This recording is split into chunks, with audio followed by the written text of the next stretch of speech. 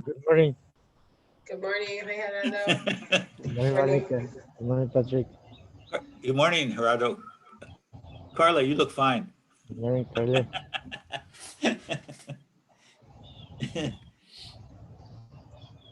The recording goes on and we all have to face the camera. That's good you remembered because I keep forgetting to remind Rodney about the recording.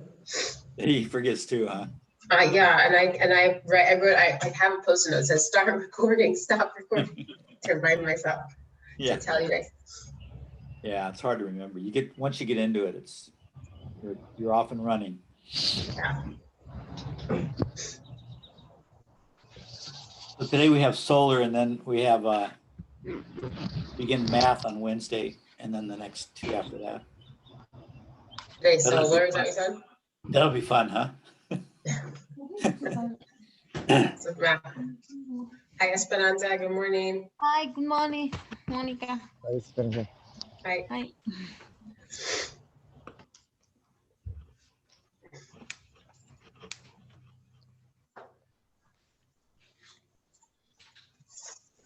If you make me a co-host, I can let people in too if you get started. I did. I think I did make you co-host. Oh, okay, good.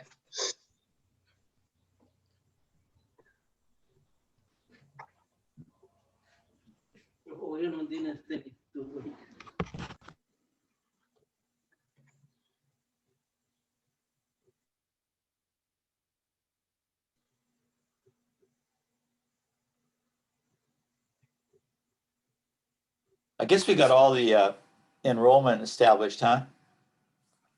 I think so. Gosh, If not, everyone's so, they can fool around with it after the class. yeah. We don't have to worry about it.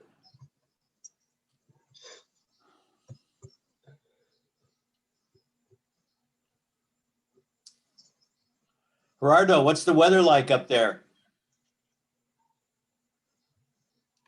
You're muted.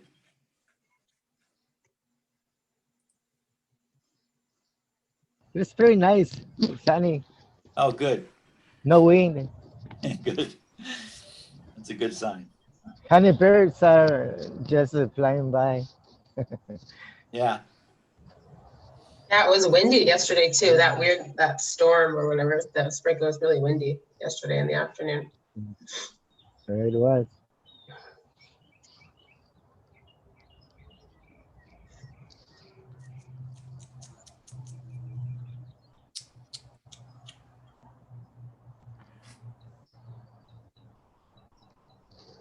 I went into the office at the Wake Center on Friday to do some work, and it was so weird because there's like nobody there. There's like nobody in the parking lot, and like my office is like, I don't even have a mouse. I was like, where is all this stuff that used to be here? I was like trying to work, and I don't have a mouse on my computer.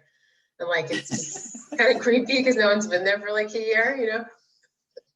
Where's your office in Wake? At room 12, when you first go into the parking lot, the first like set of classrooms right there by the main, my office is the second one next to the like where they do art glass blowing or something right next to that studio.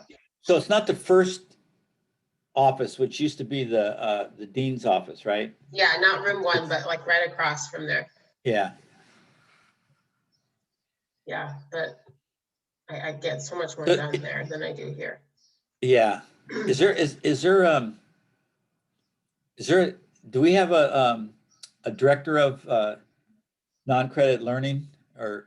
I think there's an acting person. Yeah, there's a person who's acting as it, but not right now. No, I don't think so. Boy. Yeah. I know. You would think non-credit would be stable, but that's gone through so many changes over the years. I know. As much as I fought with Melissa Moreno. She was good. I was always trying to break the rules that she was trying to uphold. Yeah, she was a good. I miss her. Yeah, she was a good VP. She was really good. Skyline College is lucky. Yeah, yeah. Have you ever been up there to that college? I think I have once. It's up on a hill, right? Like up kind of South San Francisco, like yeah. It's really beautiful, actually. I like that campus. Yeah. There's a lot of I- trees and stuff around. Yeah, I hope she likes it. She's Yeah. not from there. I think she's from Southern Cal, but you know, It says somebody's texting me that they're in the waiting room still. Can you? Oh, it's Israel actually. Oh, there you go. Hey guys, good morning. Morning. Morning. Good morning. Monday morning, I know. Yeah, everyone's quiet on Monday, right? Still sleeping.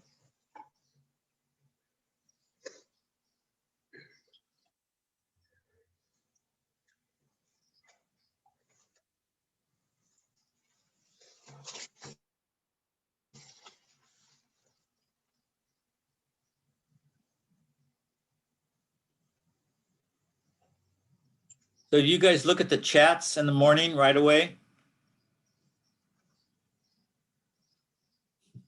No, sometimes it'll give you like a little notification sometimes, like a 1 or a 2, but I don't really Right. notice. I don't notice it every time. I noticed it like later.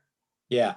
Well, it's just that Anthony said good morning. So Oh, good morning, Lot of- Anthony. a lot of times people say good morning. It's nice to acknowledge it.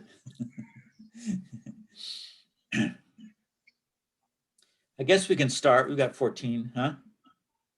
So we're going to do solar electricity as our last electric unit. And then Wednesday, we start the math class Wednesday, and then the 2 Monday and Wednesday of the week after, and then that's it. So, I was looking at YouTubes for solar last night. I've got a lot of slides I've collected, but I wanted to see what they had in YouTubes. And interestingly, there's a lot of talk about solar and wind not being the answer to our energy problem. And there's a lot of talk about bringing nuclear back. And it was really, successful. they were really interesting discussions because, people have been afraid of nuclear because of Fukushima and what's the Russian one? What was the Ukraine nuclear disaster? Chernobyl.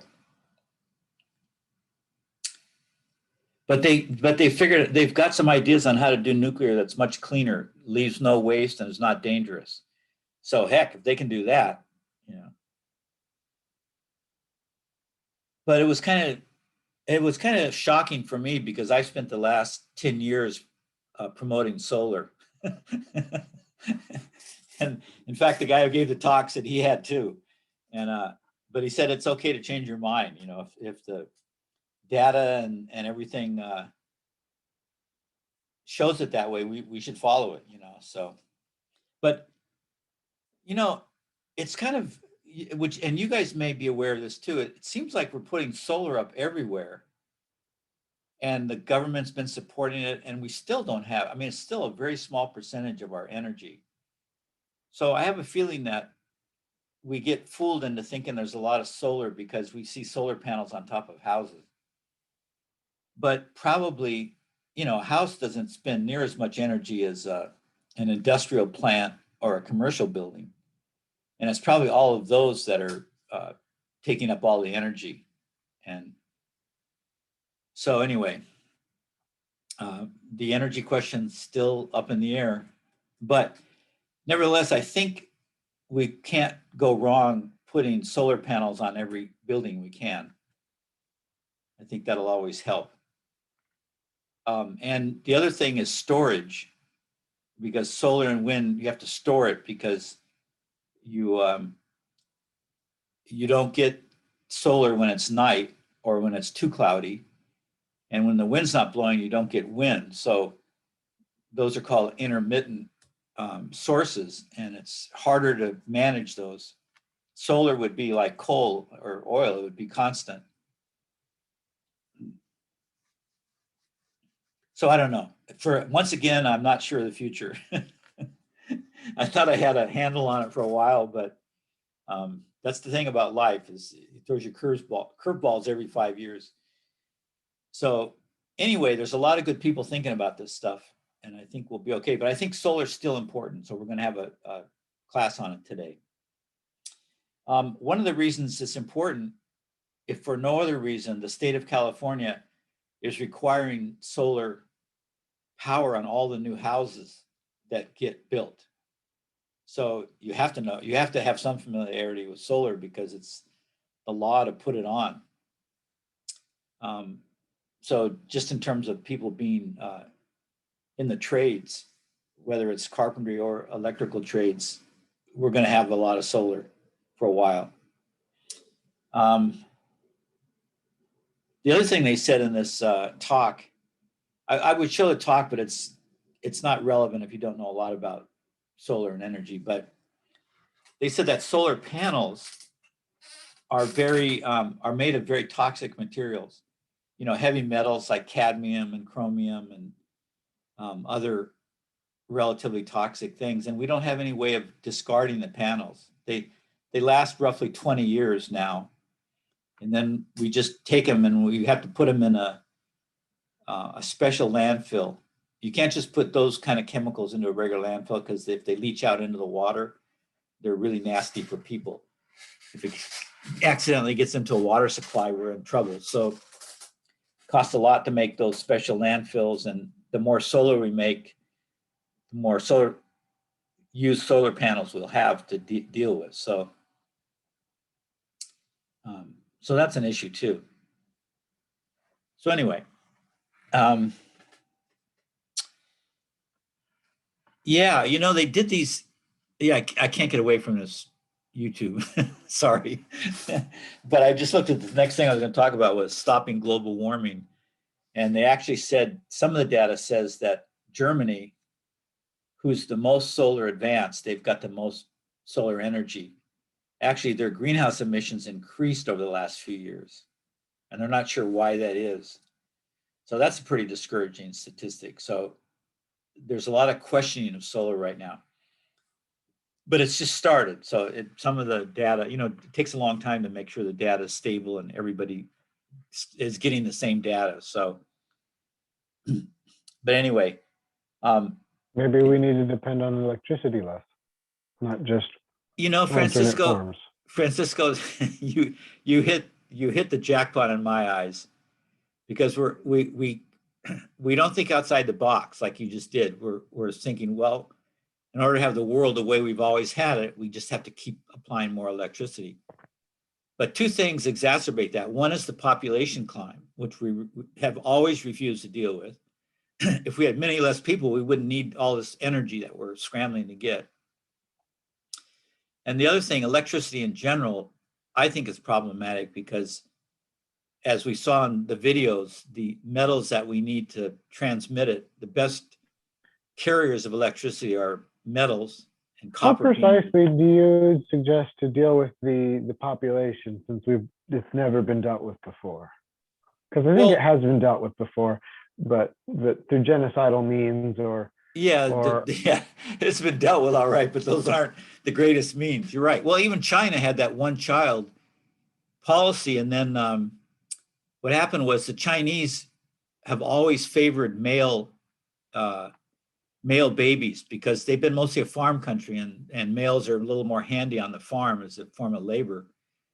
And so when they only had one, when the law said you can only have one child per family, and they had a female, they would do things like kill the female and wait and try to have another male baby. So we did have a lot of infanticide. I don't know what percentage, but enough to make it alarming in China. But that was a tradition in a country, an old tradition that may not even be relevant anymore, but the people were thinking that way. So that didn't work, but it was because the government didn't take into consideration that particular state of mind that people have. I think that the government needs to have less hands-on and allow the population to be able to settle the land. Yeah. Because so there are mountains that surround all of Santa Maria, and like, well, for instance, this last weekend that I was in Lompoc with my children, and I bought them bikes and I took them to the bike park. And I'd taken them to the bike park before with their older siblings, but there was an encampment by homeless people just south of the park, and I'd seen that it had grown since the last time that I'd seen it, and now they've actually got like a little garden going. Yeah.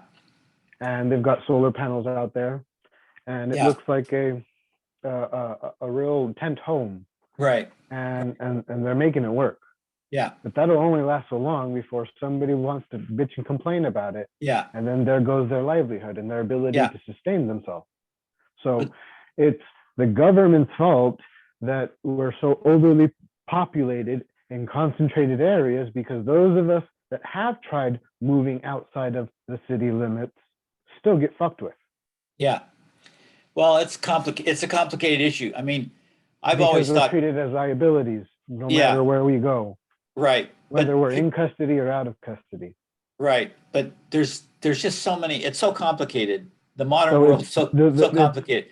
One of the It's complications law is that, enforcement aspect of things that complicate things more, well, or there's that, the but fact that they're also, enforcing corrupt laws. yeah.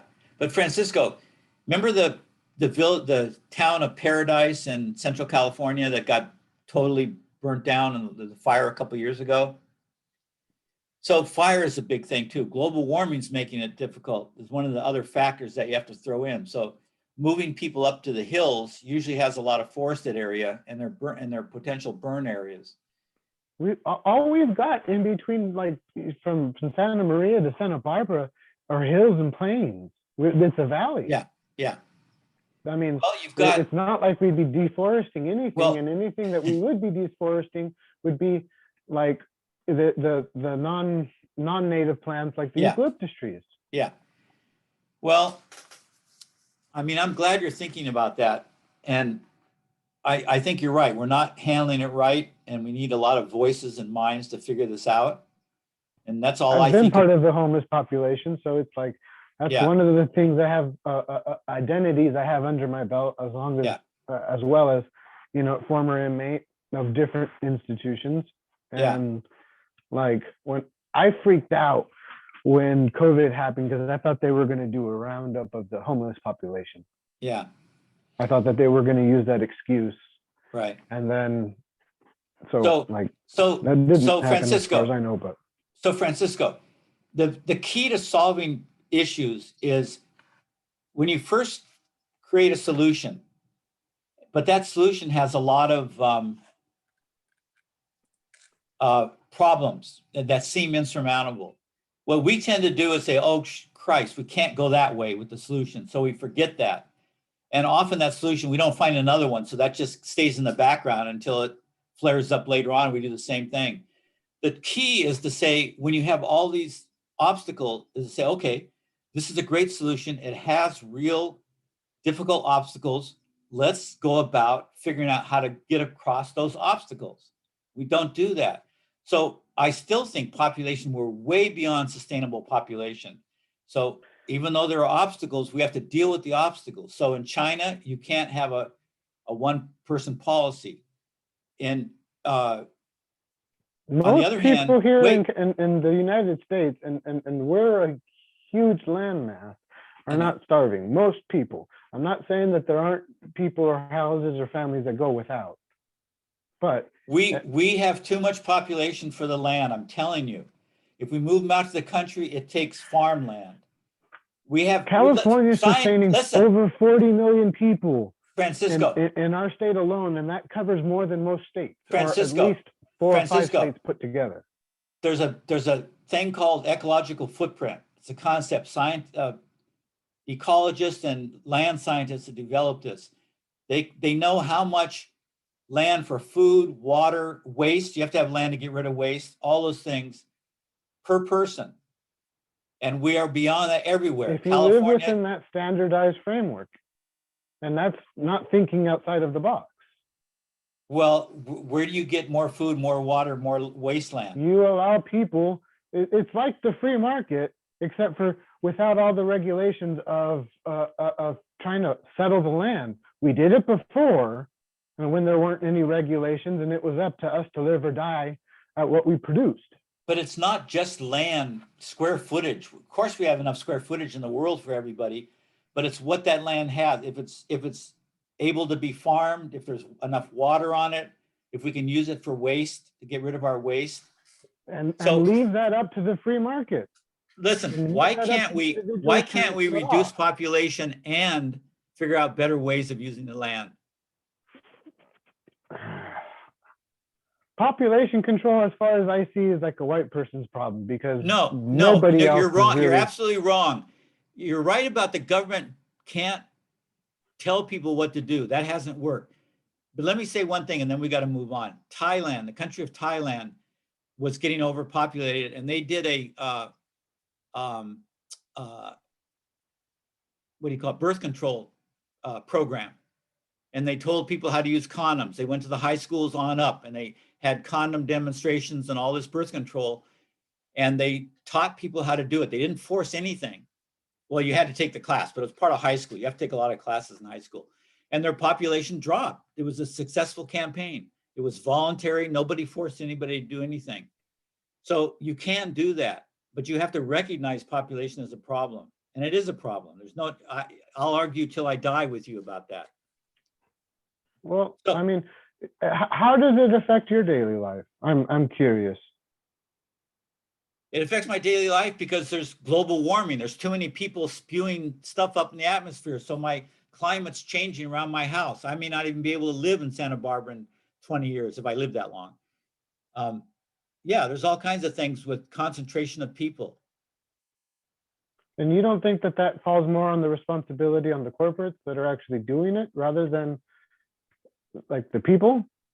Like the production and the collection of aluminum alone produces more energy and waste than anything else, and it's like the most expensive Yeah, and the more commodity people, out there. the more people there are, the more aluminum that will be used. You're right. I'm not saying that's the only thing we do. Not to We've got mention the aluminums in our shampoos, sometimes in the conditioners, our bars I of know. soap, I know. especially our deodorant, because But that's that's- what specifically prevents us from being able to sweat. But Right, it's but also that's- a toxic, a neurotoxin. Yeah. So those are different issues, but you're totally right about those. And you don't think that it's the industry's fault that we're also becoming like more prone to cancer? Cancer's not like one in a million I do anymore. think like it's a one in lot to do with 200 or industry. one. I do. So And I think the industries, like, okay, your concerns are valid. I have my own. well, it's like the solar issue that, I mean, the nuclear issue that comes up. We just have to have open minds and keep talking about this stuff, because we learn new stuff all the time. Okay, let's go on to solar.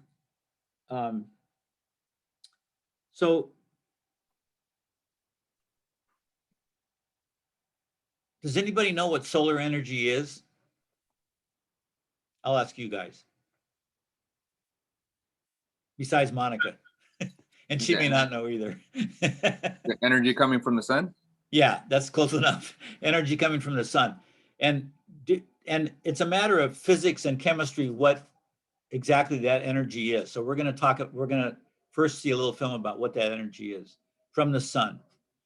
And well, I'll gloss it along the way, including ahead of time, because it'll take a while to get it. But you know what atoms are, right?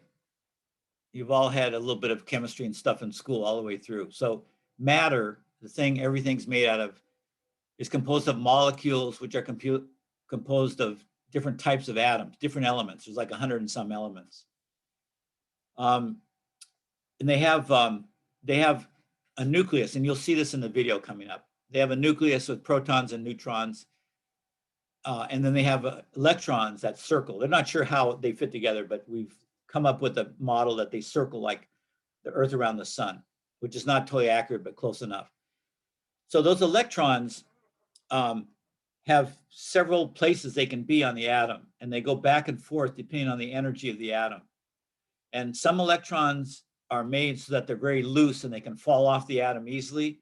Some electrons are very tight on the atom and they won't go for the world. So what happened is we found out that when electrons change orbits on the atoms, they send out these energy packets. And these energy packets are these little electromagnetic forms of energy called photons. And all electromagnetic radiation are called photons technically, but we've sort of reserved the word photon for the light span. We're going to look at it. There's a whole span of electromagnetic energy. Light's just part of it. And we normally now just call light particles photons. This is energy that's produced by these electrons going, and the sun produces the most photons of any structure in the universe, or the stars do, but our particular neighborhood of the universe, it's our sun that dominates, and it produces these photons. And we're going to look at that real quick.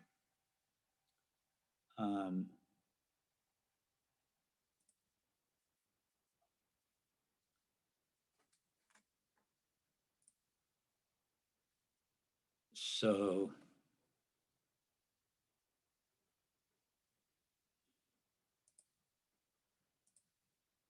there, no? Oh yeah, there we go.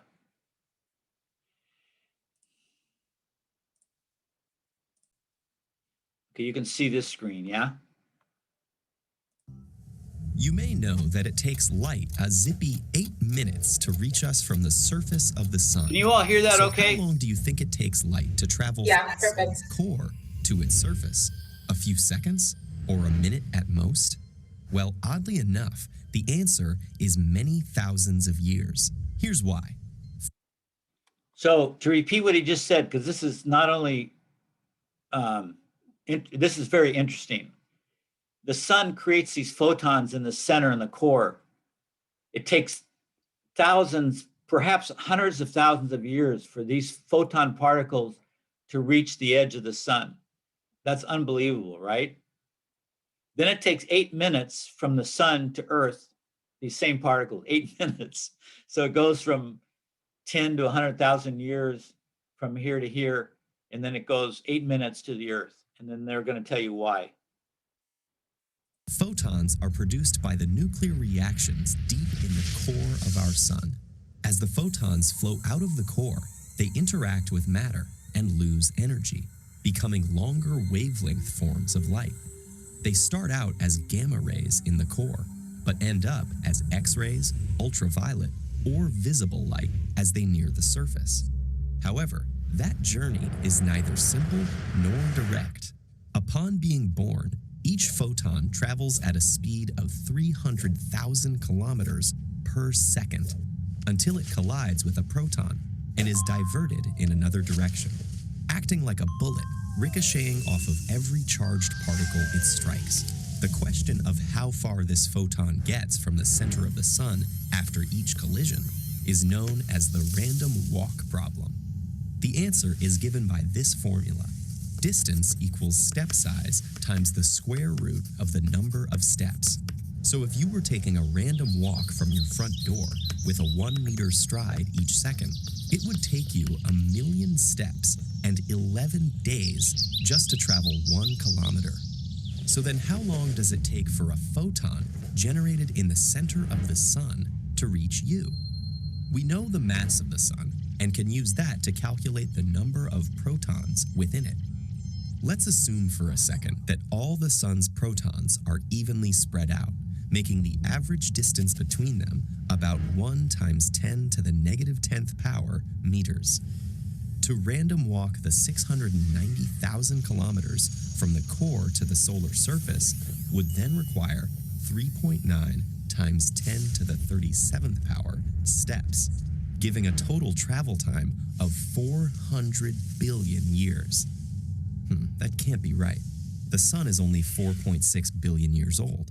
So what went wrong? 2 things. The sun isn't actually of uniform density, and photons will miss quite a few protons between every collision. In actuality, a photon's energy, which changes over the course of its journey, determines how likely it is to interact with a proton. On the density question, our models show that the sun has a hot core where the fusion reactions occur. Surrounding that is the radiative zone, followed by the convective zone, which extends all the way to the surface. The material in the core is much denser than lead, while the hot plasma near the surface is 1,000,000 times less dense, with a continuum of densities in between. And here's the photon-energy relationship. For a photon that carries a small amount of energy, a proton is effectively huge, and it's much more likely to cause the photon to ricochet. And for a high-energy photon, the opposite is true. Protons are effectively tiny. Photons start off at very high energies compared to when they're finally radiated from the sun's surface. Now, when we use a computer and a sophisticated solar interior model to calculate the random walk equation with these changing quantities, it spits out the following number: 170,000 years. Future discoveries about the sun may refine this number further, but for now, to the best of our understanding, the light that's hitting your eyes today spent 170,000 years pinballing its way towards the sun's surface, plus 8 minuscule minutes in space. In other words, that photon began its journey 2 ice ages ago, around the same time when humans first started wearing clothes.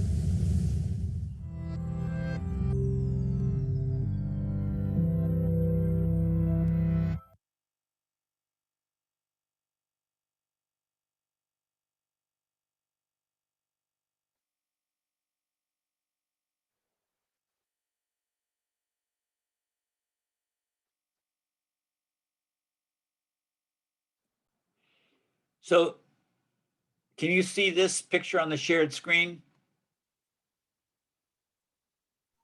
Yeah. Okay. Let me get rid of this.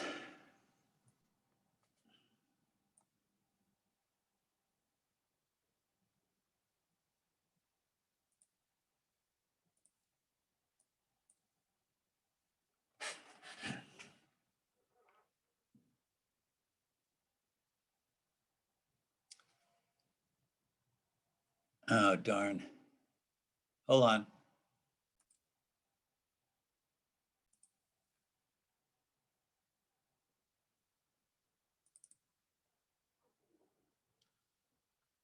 Can you see this?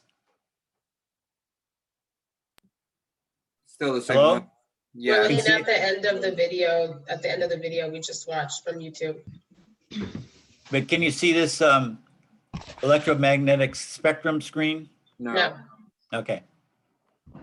Okay. click on new share and then click on that Yeah. electromagnetic.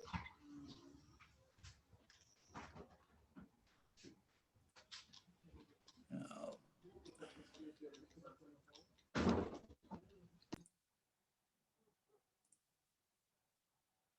Okay.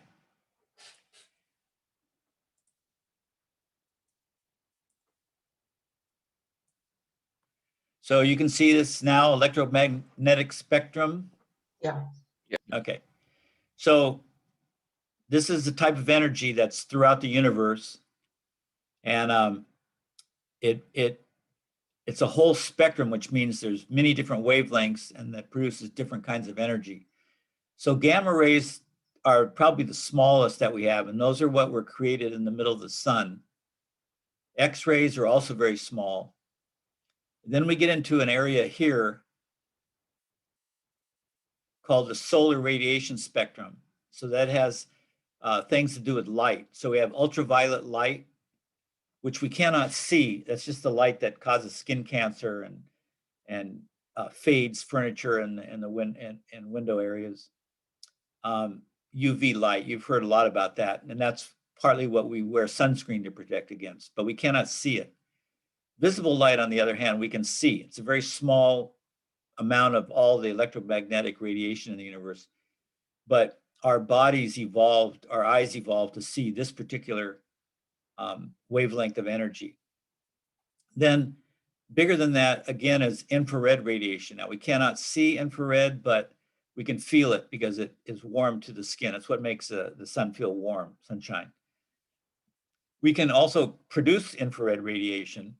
We can produce all these radiations, but you know, when you go to a fast food place and they have those red lights that the French fries are under, that's created infrared radiation. So it manifests a lot of heat. Then we have even bigger microwaves, you know, that you have in your machine at home makes if you have a microwave machine. Then we have at the end, we have radio waves. These are the electromagnetic radiation that we know of. We have radio waves. Those are the largest. And some radio waves can be like a kilometer in length. They vary from a few yards to a kilometer. Those are the largest, least energetic waves. So with solar, we're going to be dealing with the light spectrum here, the ultraviolet, visible, and infrared. Okay.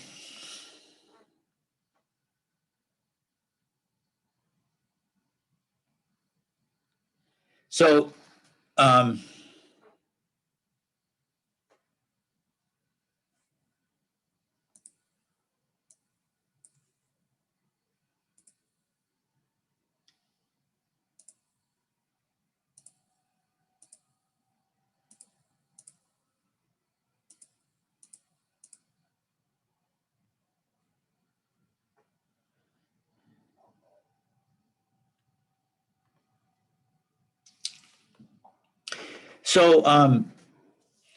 somewhere in the late 1800s, there were a lot of chemists. They had discovered X-rays, and they were starting to make electromagnetic radiation in the laboratory, and they were just fooling around with it. And so they discovered X-rays that way, and then they also discovered that when the sunlight hit metal, they would have a plate of metal and leave it in the sunlight, trying to figure out what kind of radiation would hit it. They found out that the sunlight created electrical current if they set it up so that it could produce current in the metal. The sunlight would, the photons in the sunlight, they didn't know about photons yet, but the photons in the sunlight would knock electrons off the atoms in the metal atoms, and those electrons could form a current. So they called that the photoelectric effect. Photo from photon and light to electric. And then when Einstein came along in the early 1900s, he actually came up with a formula for why that works. But so they knew that sunlight could produce electricity, so they were really excited about that. And then it took them another, 30 or 40 years to figure out how to make solar cells that created a current from sunlight that was controllable. So so this is a picture, and I think we have a film with a little short video, which I'll show after this. But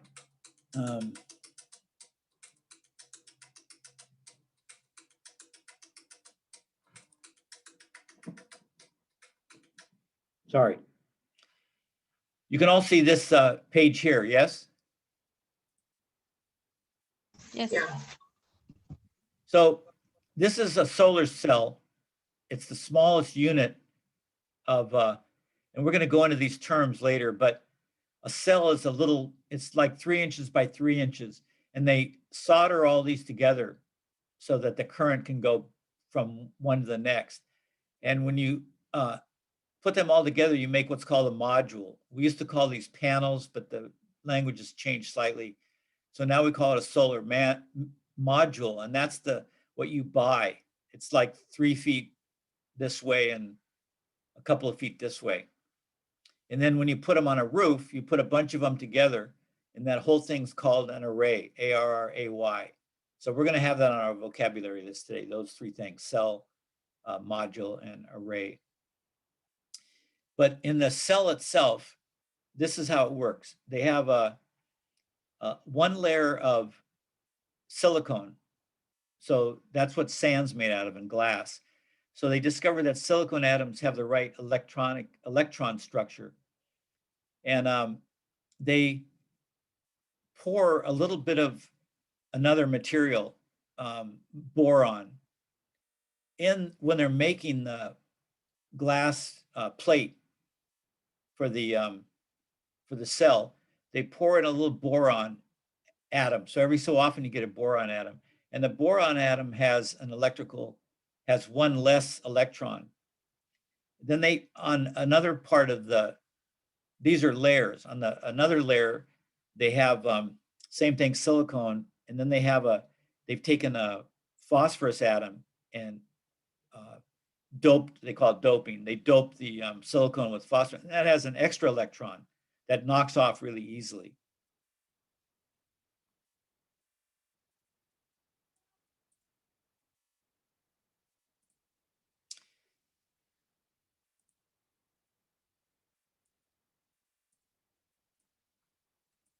So there's a layer, there's a layer here that has extra electrons in the boron, I mean in the phosphorus. And those when these little arrows are the little photons coming from the sun and hitting the cell, and those photons knock the electrons off of these phosphorus atoms that are in here. Because remember, it's got an extra electron that's weakly attached to the atom. They get knocked off, and then if you produce a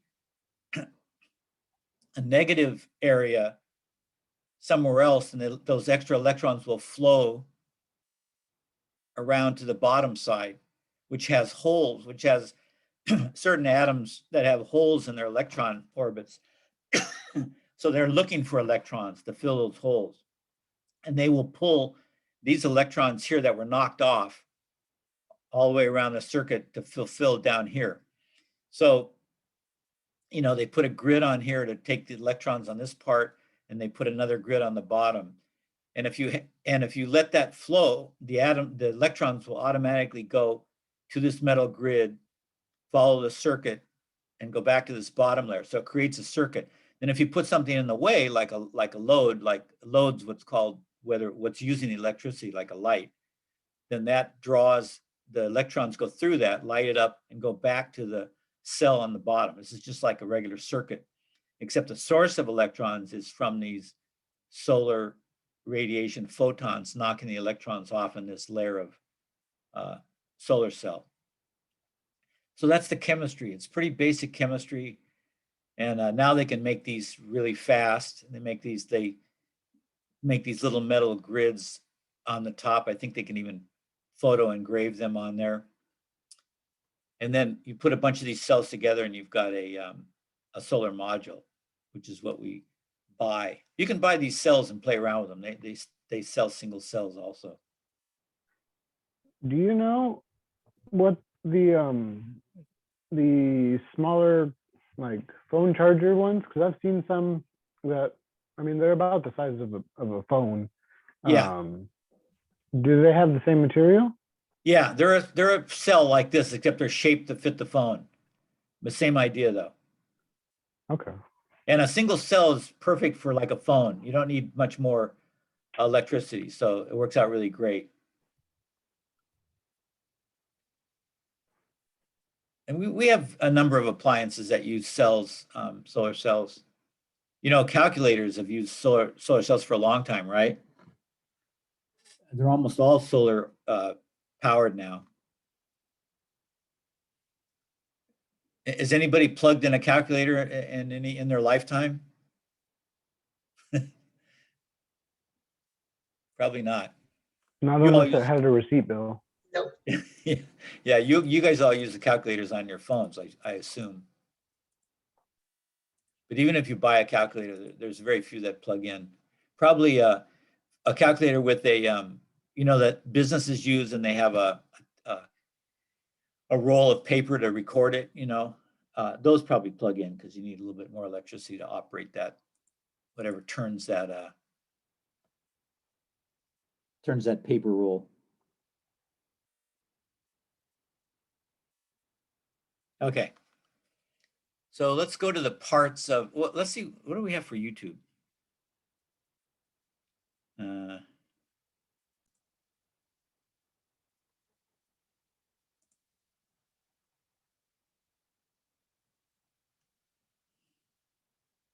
oh yeah, let's follow up with how the solar cells work.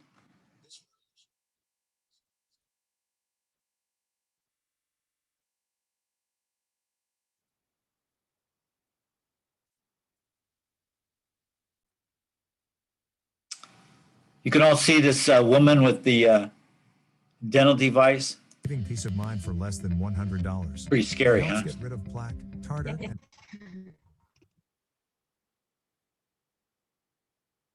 You probably know that plants get their energy from the sun through their leaves in a process called photosynthesis. We humans don't have our own leaves, but maybe we can get energy from the sun in a different way. Electrical energy, that is. Could there be some kind of electrical leaf? A solar cell gathers light from the sun and generates electricity, just as a leaf generates food for a plant. Let's find out how. The sun emits energy in the form of waves. These waves can range in length from short ultraviolet waves through the rainbow of the visible spectrum to long infrared waves. When the sun is shining, these waves move towards the Earth and hit the surface of the solar cells. Let's take a closer look. The active part of a solar cell is a wafer made of semiconductive material, typically silicon. A semiconductor is a type of material that normally doesn't conduct electricity well, but it can be made more conductive under certain conditions. The semiconductor part of the solar cell has 3 layers. The thin top layer contains silicon and a very tiny amount of an element such as phosphorus that has more electrons than silicon. This gives the top layer an excess of electrons that are free to move and make the material more conductive. The top layer is also called negative type or N-type, as it favors the collection and transport of electrons. The thin bottom layer contains both silicon and an element such as boron that has fewer electrons than silicon. This gives the bottom layer fewer electrons that are free to move, therefore making the material less conductive for electrons. A missing electron can be described as an effective positive charge. Therefore, the bottom layer is called positive type or p-type, as it preferentially favors the collection and transport of these positive charges, also dubbed holes. The thicker middle layer has only slightly fewer electrons, making it marginally p-type. Thin metal lines, typically made of silver, are printed on the top N-type layer, and the bottom p-type layer is in contact with an aluminum plate. When light waves hit the top surface of the silicon solar cell, only light with wavelengths from a specific window of the solar spectrum, 350 to 1140 nanometers, are absorbed into the middle layer of the solar cell. This range of wavelengths includes the visible spectrum. Ultraviolet wavelengths are so short they stop at the surface, and infrared wavelengths are so long they can't be absorbed and pass right through the cell or are reflected back. The light wave knocks an electron off a silicon atom, setting the electron loose and leaving an area of positive charge, a hole, where the electron used to be. The loose electron then moves towards the top and reaches the top N-type layer, which readily accepts electrons. Similarly, the loose hole moves towards the bottom and reaches the bottom p-type layer, which readily accepts holes. This continues as long as sunlight shines on the solar cell.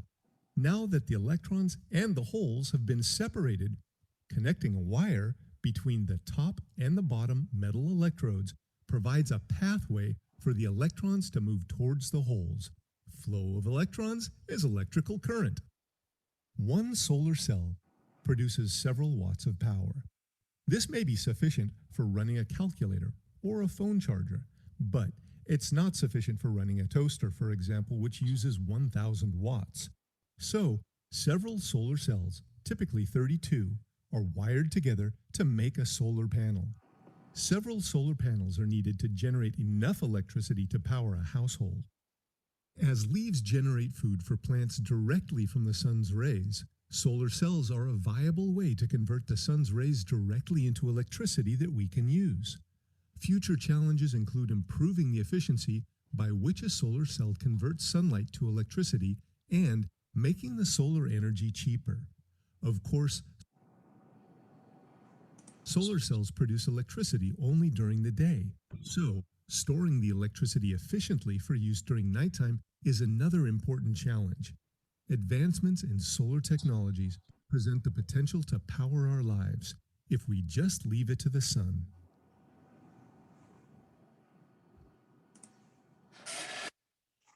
Okay, so that just followed up on what I was talking about.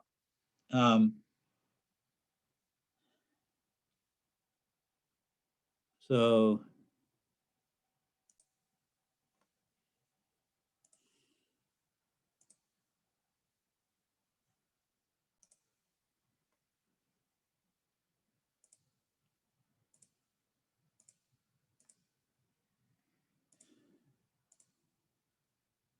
okay.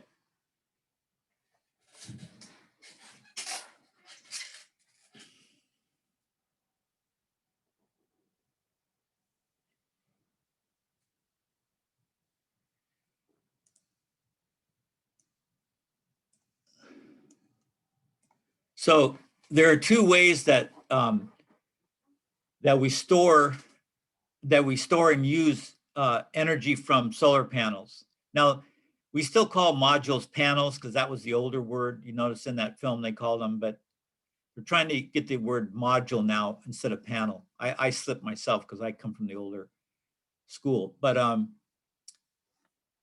we have a a module here, or an array. Array is the whole roof arrangement, and it's sending down DC. So remember we looked at the difference between DC and AC last week. Direct current is what batteries make and what a solar panel makes. That's just the way the electricity was produced. To make AC, which is the kind that we get out of our outlets, that has to be made in a factory. There has to be a special, excuse me, a special process that makes that. However, well, let me finish. So one way of storing this is and using this to batteries. Now, if you had a cabin up in the woods, you could store it in batteries and have the batteries feed DC equipment. So you can have lights, camping supplies and RV supplies are often DC systems. So you could have a RV or you could camp with DC lights and various things.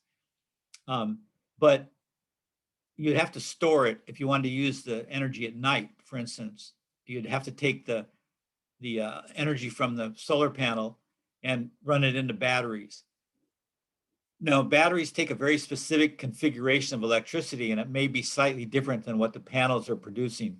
So you run it through this machine called well, this is called an inverter, but an inverter has a thing called a charge controller in it.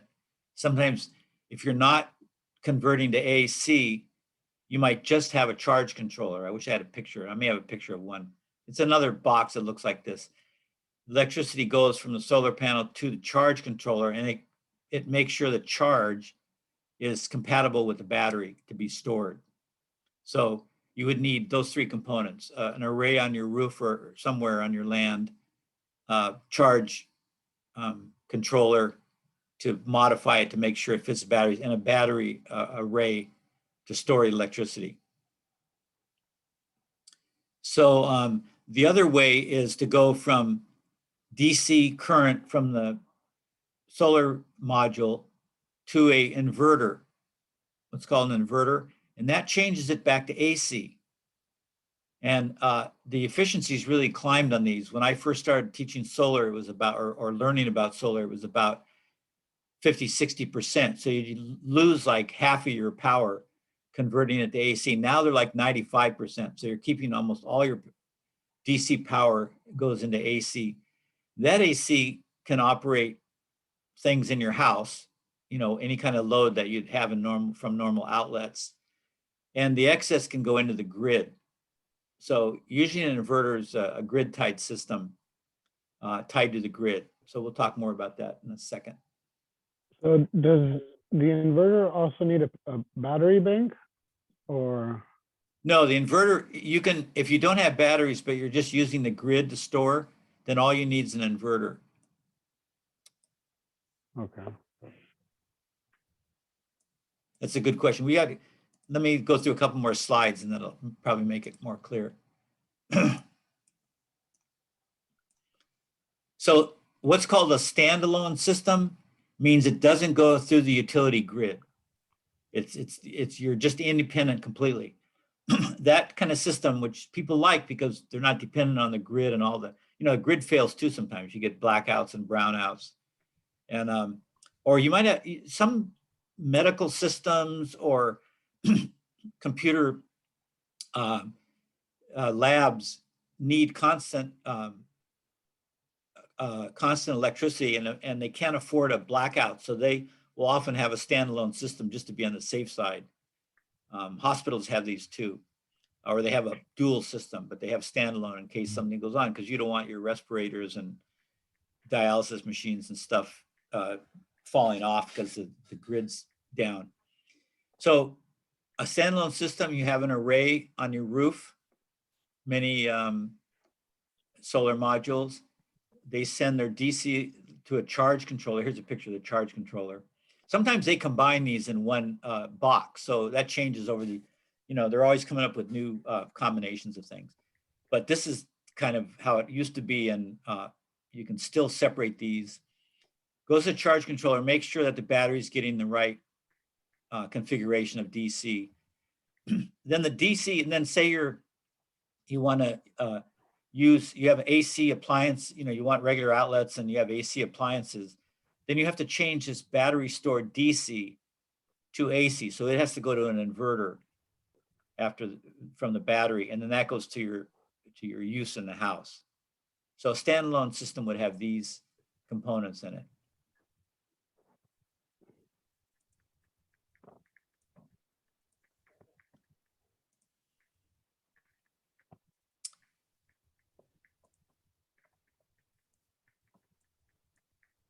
Then a grid tied system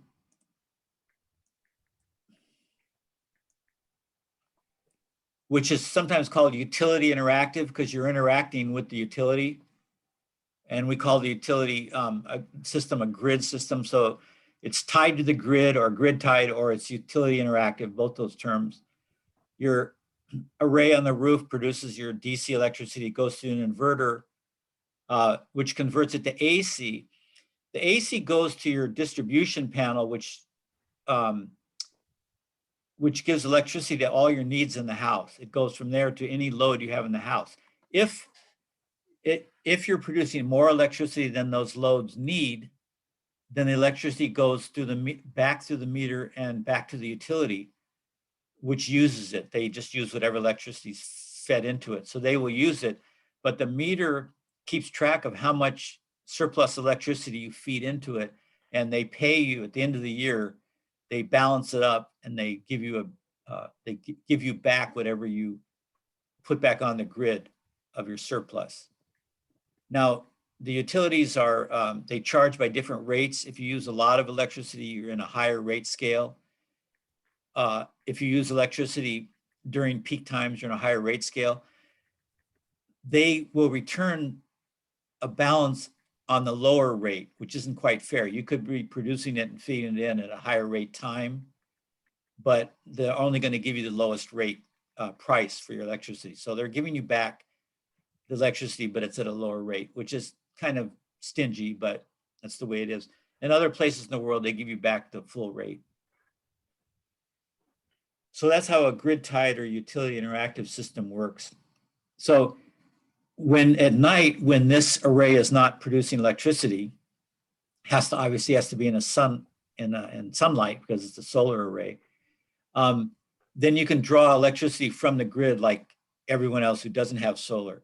And so the grid's in essence storing your electricity for you. And then you know, it doesn't store what you feed into it. It's just used instantly, but it stores whatever you are owed.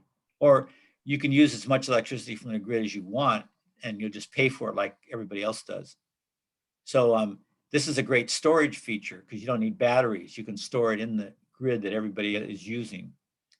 The problem that we may have eventually is if this grid is 24/7 operating, because that's what you need it when the sun's not shining or the wind's not blowing for wind power. But it's fossil fuels like coal and oil that keep this burning all the time, because obviously you can burn fossil fuel 24/7. So when we stop using fossil fuel, trying to cut back on global warming greenhouse gases, we've got to find another form of storage than the utility grid. So they're working night and day on battery storage for solar and wind. And it's pretty interesting if you get on the internet and look up current battery storage ideas. God, they've got all kinds, they're using all kinds of different chemicals. It's just mind blowing what they're coming up with. And, you know, none of them are perfect. So you can just invest in those. They all have slight drawbacks. So probably a combination of those, but that's the big engineering drive now, is to find storage for solar and wind, because that's what will make it successful in the long run. So I didn't want to go into that, but if you're interested, just go on the YouTube and look at those. Just go to battery storage, and you'll be amazed at what people are doing. It's pretty interesting. I'd heard in Florida that like it's law, it's mandatory that you're connected to the grid, even if you have a standalone system. That Yeah. you have to connect your standalone system to the grid, and then when there are blackouts, you have to turn off your system because the back charge could potentially hurt someone who's working on the grid.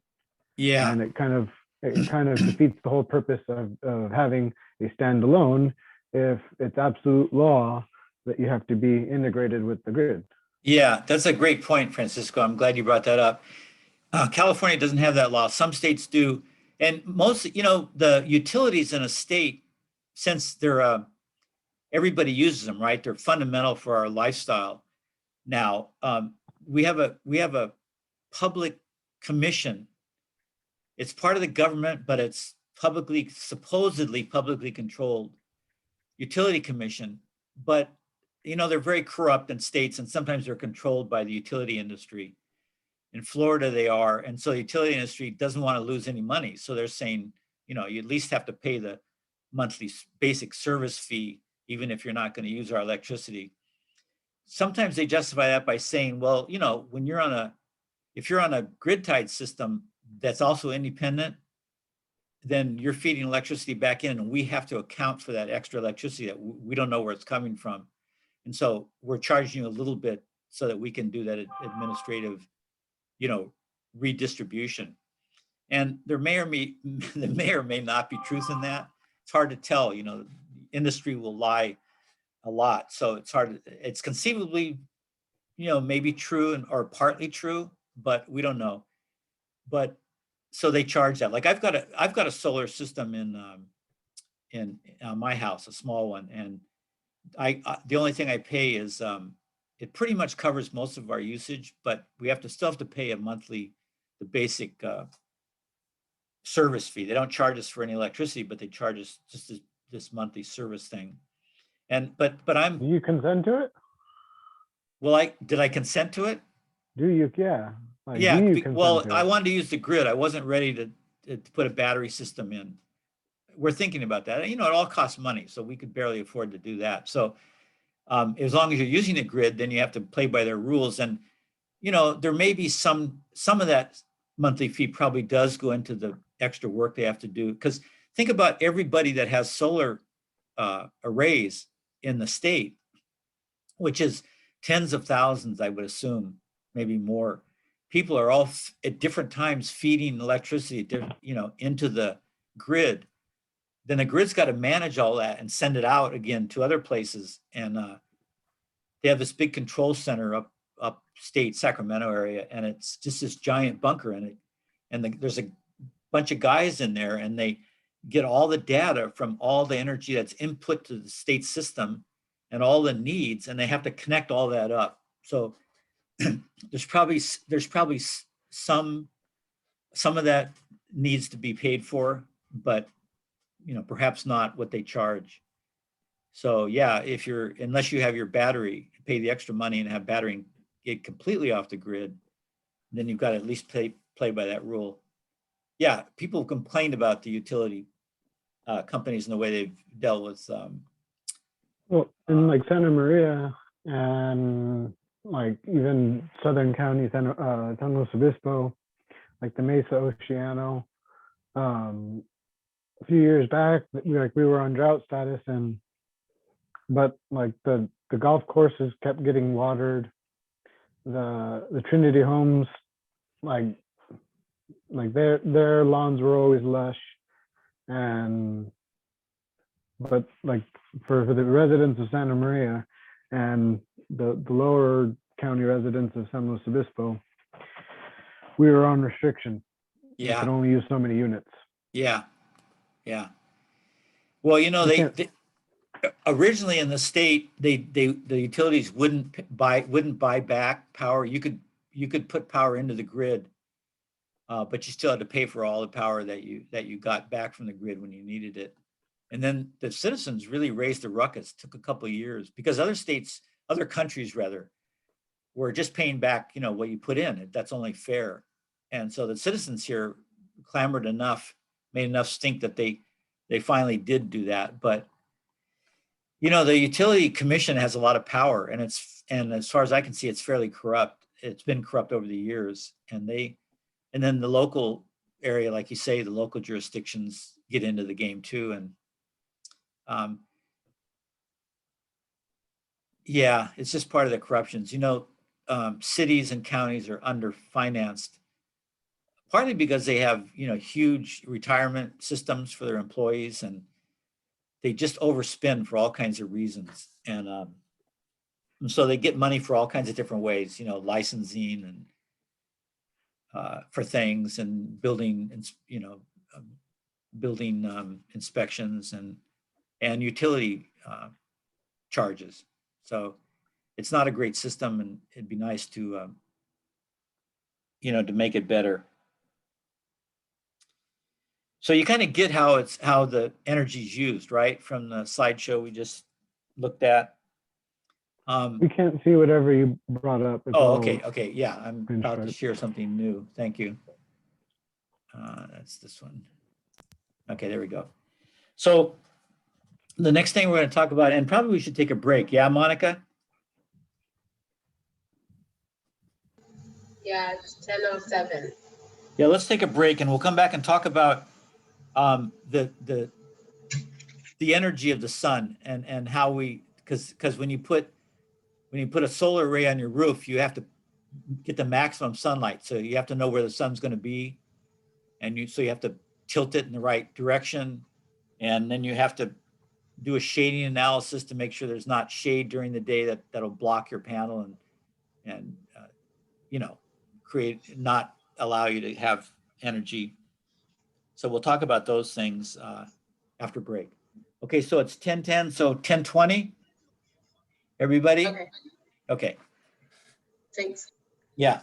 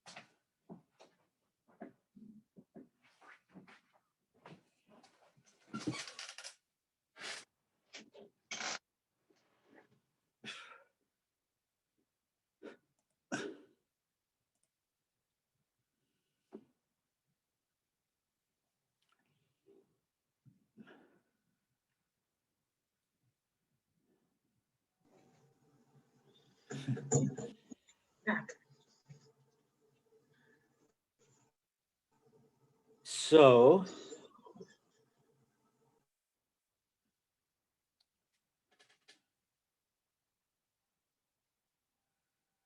shall we start? So let's see.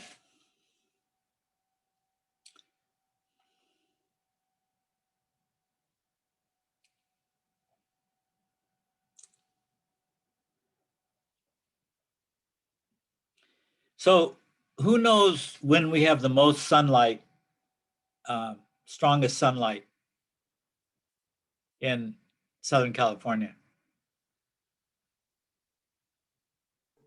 Is it 10 to 2? Yeah, what about seasons? Oh. Summer. 10 to 2 is right for time, yeah. Summer, right? Summer. Yeah, that's pretty obvious if you've lived here for any length of time. So, so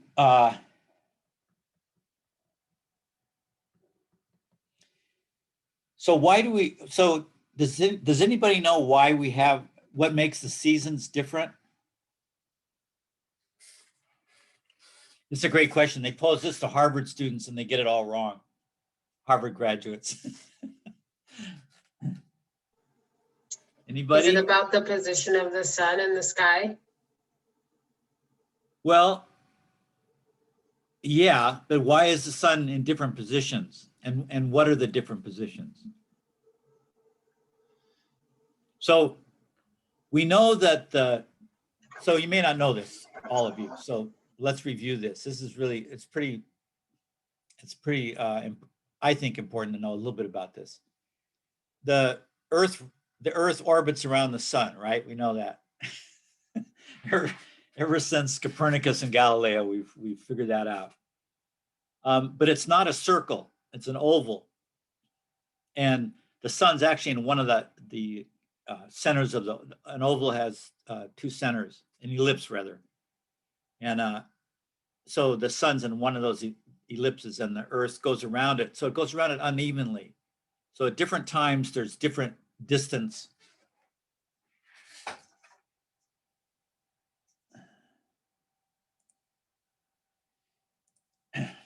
Whoop, wrong speaker.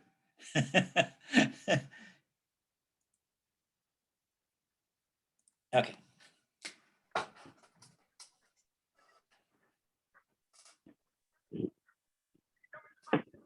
This is exaggerated, of course.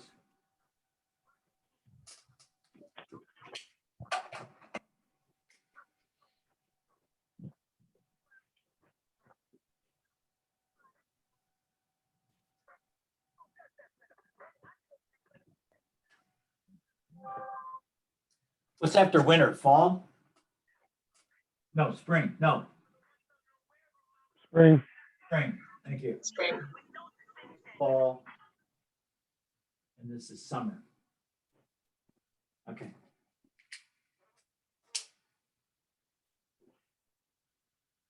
No, it's not right. What's wrong here? After winter is spring, and then summer. Thank you. Then fall. There we go. So that's what we're usually taught, right? And I mean, that's correct. So this is an ellipse, not a circle. And so the sun, an ellipse has two centers to it, and the sun's on one of those. So it's an uneven orbit. So you would think that when I got this totally wrong.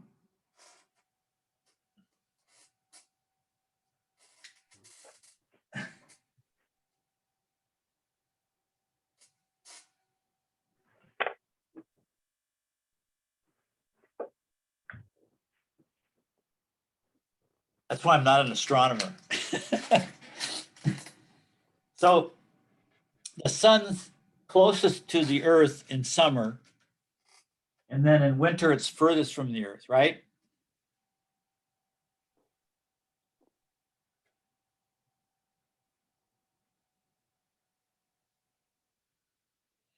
But look at this.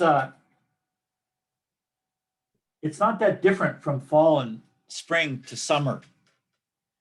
So it's not just the distance from the sun that makes the seasons. It makes the sun less intense in some seasons. So there's another factor besides our orbit, and that is the tilt of the Earth. So the Earth's on an axis. Here's the Earth. It's on an axis, an imaginary axis, and it's tilted. So when it goes around the sun, it stays in that tilt. So you think, well, that's not, tilt's not very much, right? The distance between if it didn't have a tilt, and the tilt is not very much, but the effect that has on the atmosphere is what makes the difference. So when the sun's tilting toward, we're in the northern hemisphere, right? We're up here.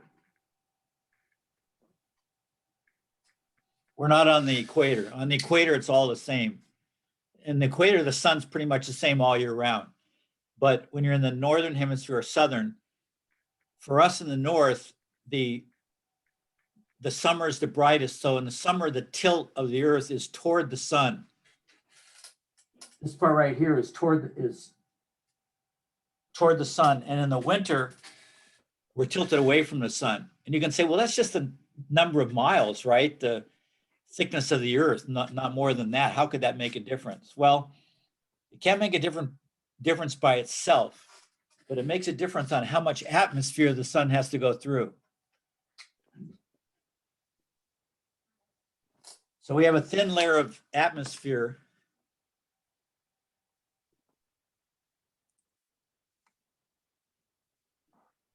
Are you referring to like clouds? Well, no, well, air. But can you see this slide, air mass? No, probably not, right? Nope.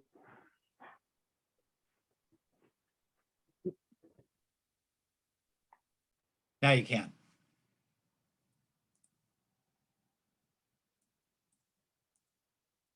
So this is the secret right here. So when the sun's coming straight down, when it's,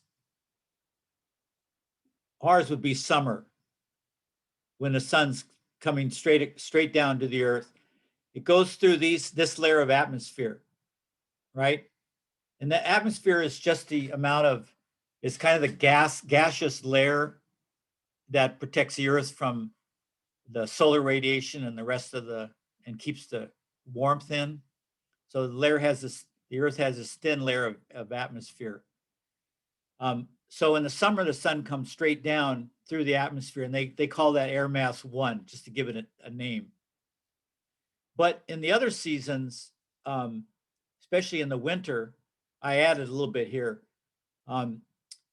You can see that there's much more atmosphere. This distance here from this atmosphere to the earth is a lot more than this.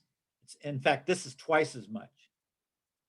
So it goes through at 30 degrees, this angle down here.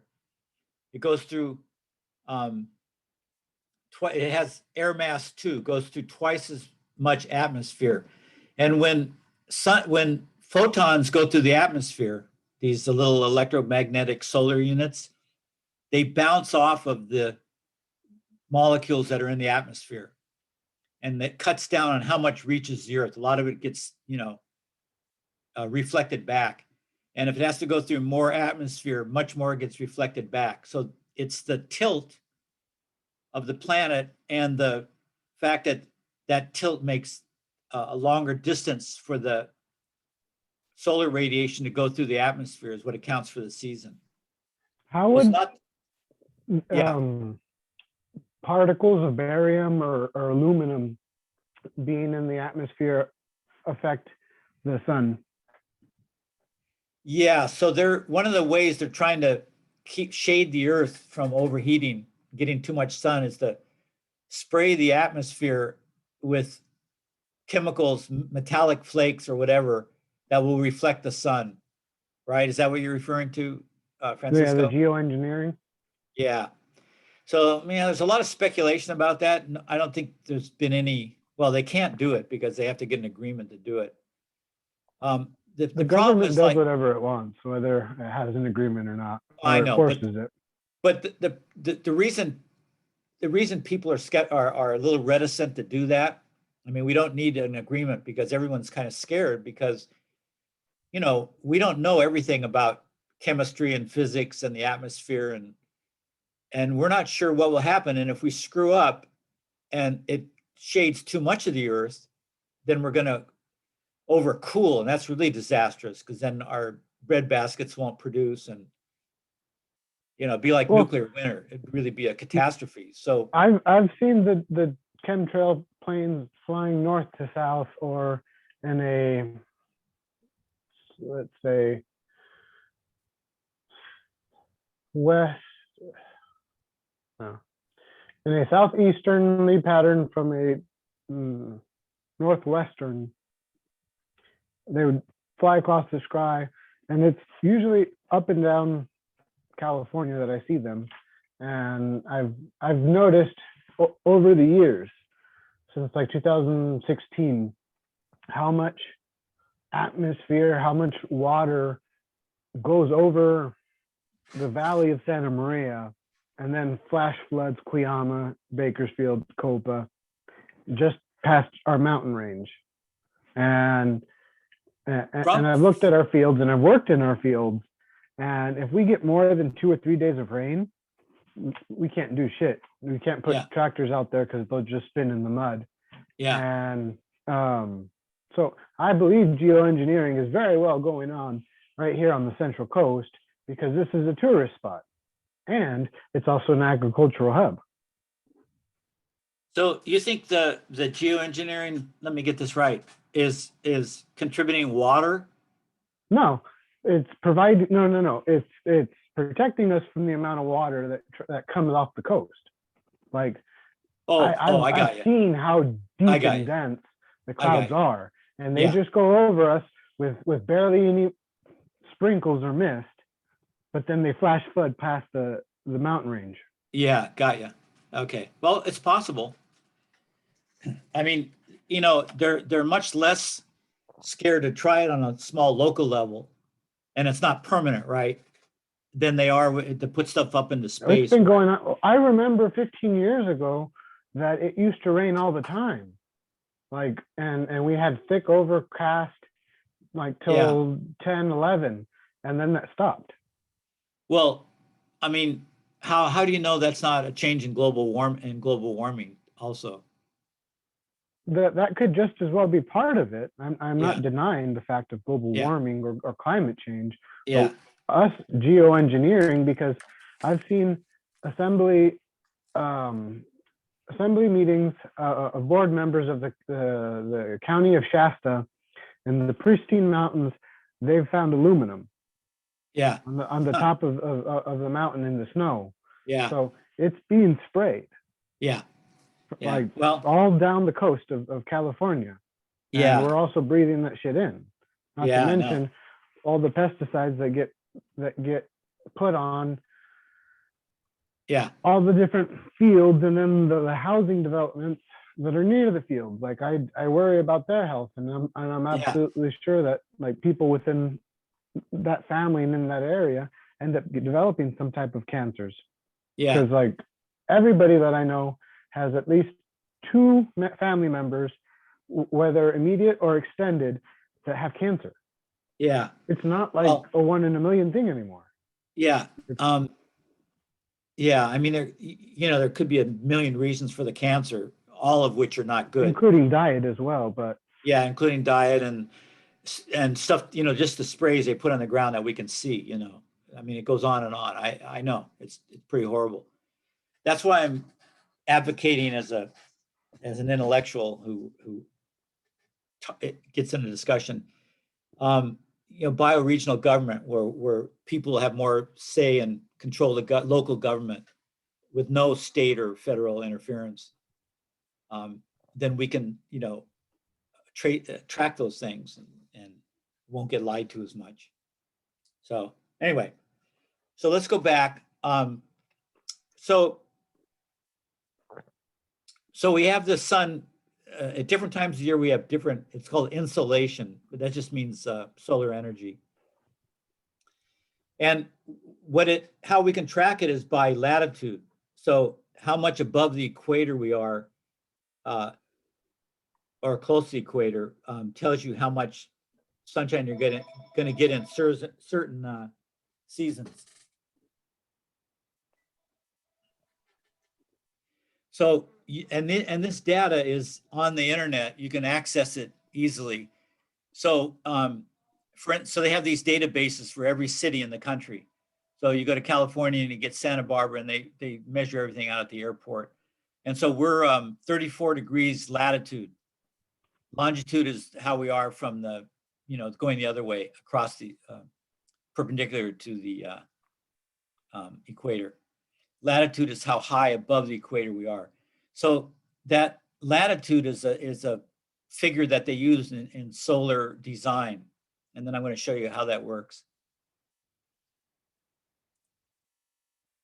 So here's a data set for Knoxville, Tennessee, which is 35 degrees. So it's pretty close to ours. Ours is 34.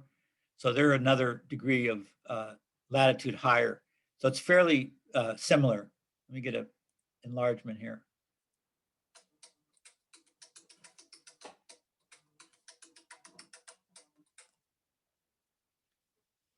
Sorry about that. Okay, you can all see this pretty good, right? So they have these data sets too, and these are this National Renewable Energy Laboratory provides this solar radiation information. So this is one of the nice things about the internet is there's a lot of data stored on there, scientific data that we can use for various things like designing solar arrays, because we have to design not only the number of modules we're going to put on the roof, but how we're going to tilt them so we get maximum sunlight. So if you look at these are tracking collectors. They also have solar arrays that are electronically mechanized so that they'll track the sun, but hardly anybody uses those for a single roof because the cost is a lot more than what you need. And we figured out how to place them for optimal advantage, and it comes pretty close. So, but for big like desert arrays or big utility level arrays, they'll do more tracking. They have one axis tracking, two axis tracking. These are concentrating collectors. Those are those big arrays in the desert.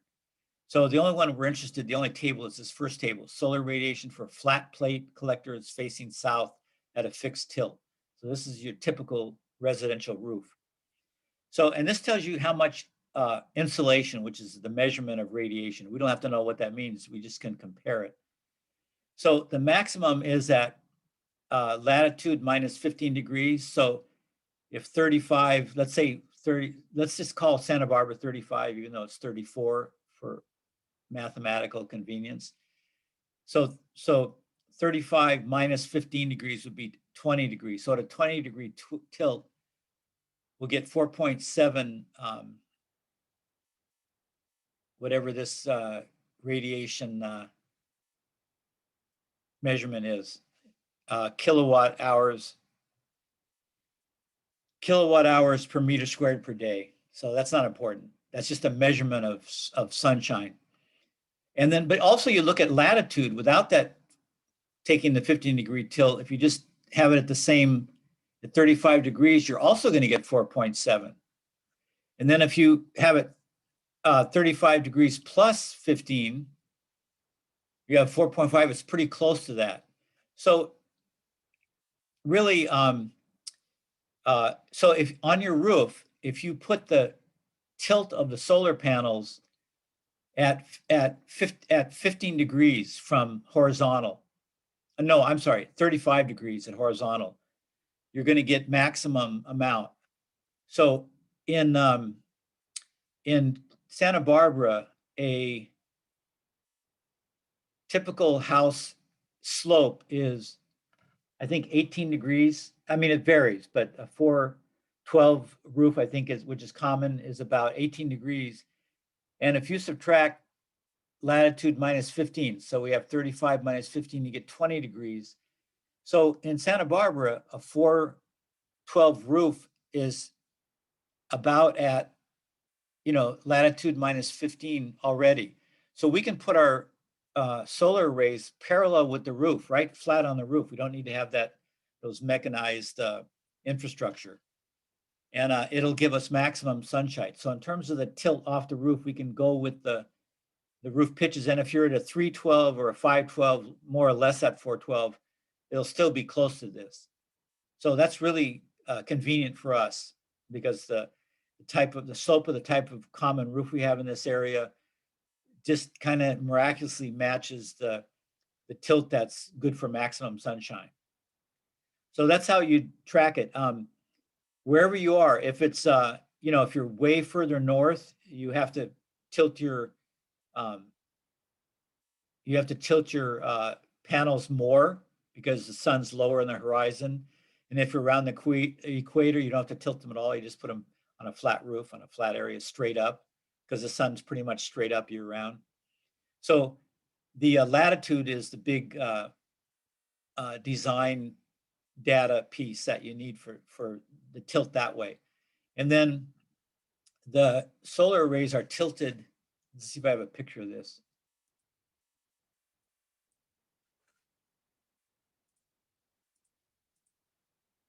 No, darn it. They're also tilted toward the south, right? Nah, I don't have it. Sorry. You know, they say that an array needs to be aimed at the south, toward due south, yeah? Well, it turns out that you can recoup most of the radiation, quite a bit of variation from south, almost to south by southwest, halfway to west or halfway to east. So the ability, so your roof doesn't have to be facing south. It can be facing slightly other ways. We've also found out that that sometimes you can actually put the solar panels on the roof, on the east or west facing roof, especially in Santa Barbara. Where do we get in a lot of the year? When do we get the hottest part of the day? Anybody? The middle of the day. Middle of the day and in the afternoon, especially in Santa Barbara, the afternoon gets that hot sun, especially in the summer. It's really intense.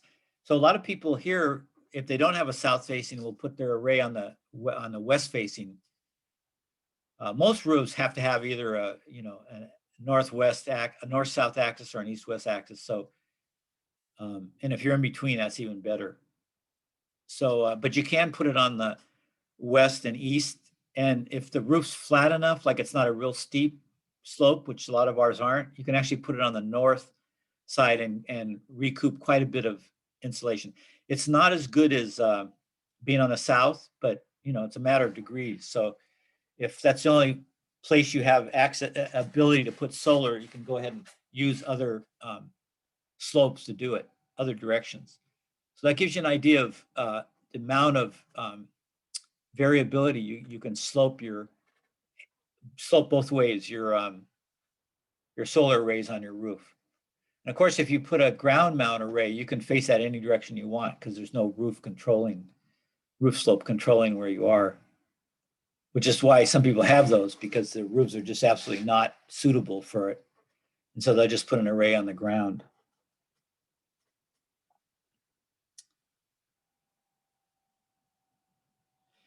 The other thing I want to discuss is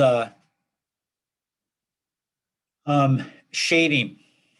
So in the course of a day, you can see this Solar Pathfinder slide, okay? Yes. Okay. Let's give it a little beef here. Oh, so here's an example. You've got a vent stack on the roof and see how it's shading a couple of cells right there. If you have a tree or a building nearby, it could shade your whole panel during times of the day. So you need to find out where the best places on your roof are. There's usually, usually you can tell there's if you don't have a lot of obstructions in the area, you're going to be able to probably find a place on the roof that's maximum. And we have tools that do that. So we have this this little dome that fits on a tripod or a little bean bag if your roof's sloped and the tripod can't stand. And it has these papers underneath that you can pull out. You pull the plastic dome off and you can see the little grid. There's papers with some writing. And this is a really interesting concept. It never fails to interest me. But this this view of, and it shows, this is at one time, right? You're just taking this once and you're on the roof and it shows the reflection of trees in the area, right? There could be a building or something else, but this one has trees. And what you do is you take a pencil and you can reach underneath this dome and you outline these trees with a white pencil. And that tells you the shading area of different times of the year. Even though you're taking this snapshot at one time of the year, this graph underneath shows how that tree would be distributed wherever the sun is in the sky for that year. So you have to order these pads. Let me see if I have a picture of these pads.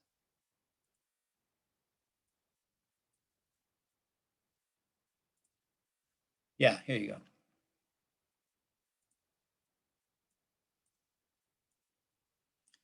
So you have to order these pads for a certain latitude. See it up here for 37 to 43 north latitude. So when I've got these at the at the school construction academy, I've got these and they're for the latitude 34, which is Santa Barbara. But this one's out of a book. So this has 37, it's a little north of here. And you order it for that span because they're all different. And then this is the white pencil line that we just got from that from what we saw in that through the dome. And it will tell you during the year, it'll tell you how much of this is going to be shaded for the whole year. So you can make sure you mount your arrays in an area that's not shaded or just only a little bit shaded. And they have a couple of different, they have a solar pathfinder with one product that does this, the one we showed you on the previous page. And it's the cheapest one. And then there's a more sophisticated one called a Solmetric Sun Eye. And that one you can get a computer printout and has all the data for your customer. You know, if you're a solar installer, you want to show the customer where you're going to put it and then what kind of efficiency you'll have for your excuse me, for your collectors. That device looks like this. So they're both very ingenious, and just from a one shot kind of a snapshot. This one you can take both of these you can take camera pictures also. It gives you a one shot prediction of what the shading is going to be the whole year. And then you can design your array accordingly. So that's a really cool thing. It's called shading analysis. It's pretty important because you don't want to put your array up just in the middle of the roof or where it looks nice from the street, and then all of a sudden realize that you've got all these vents and trees and buildings shading it half the day. And that's a nightmare you don't want to live through.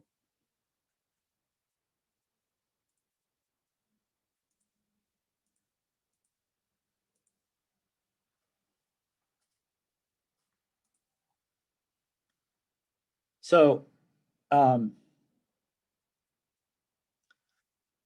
we're going to talk about, probably we're going to break up and talk about vocabulary into groups, and then we'll come back and we'll talk about actually putting solar panels on the roof, what it's like to do that. And this happened to be one of the slides at the end of this. So before I forget, this guy's on the roof. I guess there's another person because those are too heavy to hold up. You can't see the other person. See how he's tied off there? He's got safety equipment so he doesn't fall off the roof. But you can slip on the roof, and you can, if there's sawdust or any kind of powdery material on the roof, that's very easy to slip on. You can slip on cords, electrical cords, and the wind can get underneath these. If a wind gust comes up, if you're in a windy area and you're holding on to this, the wind can just take this panel and pull you and the panel off the roof unless you let go real quick. So those are some of the hazards of installation, but you know, those are easy to deal with. So how much does one of those weigh? You said it's pretty heavy. Yeah, they're getting slightly bigger now. So they're maybe 40 pounds, which isn't real heavy, but you know, when you're carrying one of those, you tend to not want to drop it. And so, you know, because they're expensive. And so, you know, anytime you're worried about something breaking, you're less worried about you getting hurt. And so you have a tendency to think you can wrestle it down to the floor before the wind takes you and the panel off the roof.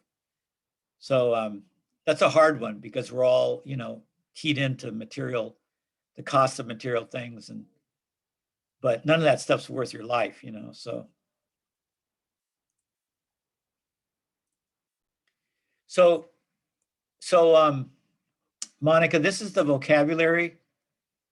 And let me run through it and then and then we'll split into groups and you can deal with it. You want to do that? Split into groups with this? Yeah, that sounds good. Can you make that a little bit bigger? Oh, sure. And let me just run through it real quick so you know what they mean and you guys can talk about it. So AC we talked about, that's your house outlet electricity, alternating current. Direct current is what comes from a battery or from a solar panel. Photons are those little electromagnetic particles that come from the sun. They also come from, all matter emits photons because it's just those those electrons changing position around the nucleus. And sometimes when they change position, they emit these. So, but they're not nearly as many as the sun because the sun's got billions of cubic miles of fusion and reaction going on. So photons are those little particles. Solar cell is the little, 4x4 piece, the basic unit. And that's pieced together into solar modules, which are the things that guy was carrying on the roof just now. They're like 3 by 4 feet, or maybe, no, 3 by 2 feet. And then a solar array is all of those together on the roof. The inverter is that piece of machinery we saw that converts DC to AC current. So if you're trying to change the current from a solar panel to your house electricity, you have to have one of these to do it. Charge controller makes sure the charge for the battery is the right configuration. So that's called a charge controller. It's another piece. Sometimes these come in the same box. They put these together if you've got both batteries and grid tied. Batteries, we know what those are. Electrical grid is the electrical power system that we're all connected to. Array tilt, this whole solar arrays on the roof, it's a bunch of modules stuck together and they're tilted toward the south usually, or a variation of south, and then they're tilted up at an angle from the roof, from the ground. And then a grid tied system is when you're connected to the utility system, to your meter. And then the standalone is when you're just on batteries and you don't use the grid at all. So that's that. And it's in your Canvas file, Monica, that list. Yeah, I got it. Okay, great. As usual, you're a step ahead of me. That's okay, I don't mind.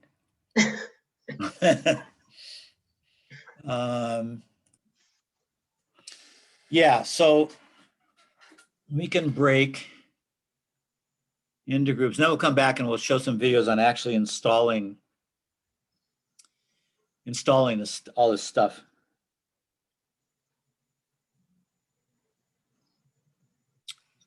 Okay, what am I doing? I'm going to breakout rooms.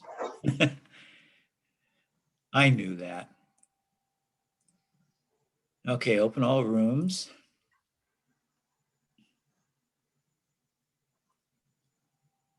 So, hold on. Oh, assign. Jumped ahead of myself there. Monica Campbell. And then? I'll take Esperanza and Gerardo in Israel in my group. Esperanza, who? Gerardo in Israel.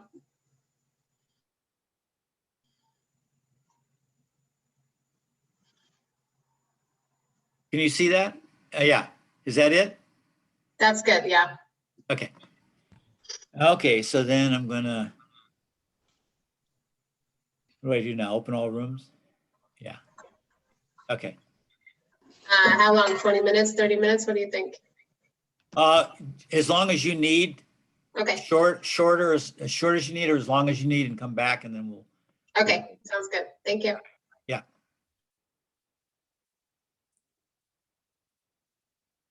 So Did you guys all,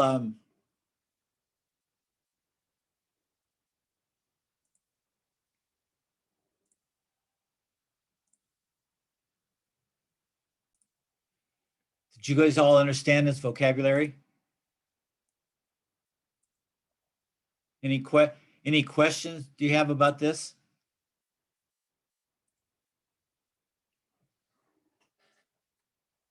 You don't know.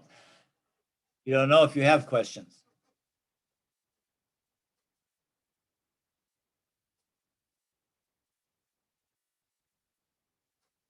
Can you hear me?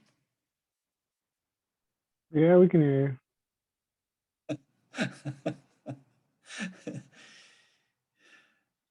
You're trained to answer that one question. Can you hear me? So a possible second question would be, does everybody understand all these terms? Do I need to go over any of them again?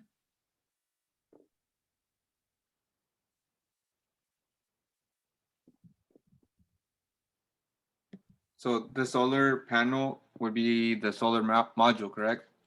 Yes. Okay.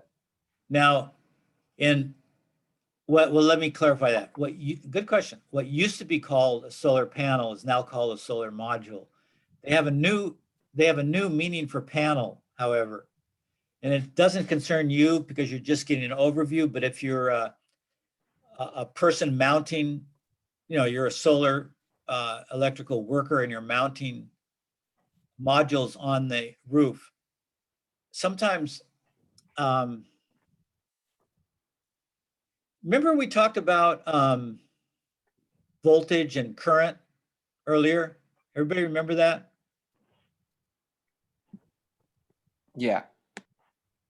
So I may repeat this when we get out of group, but for right now,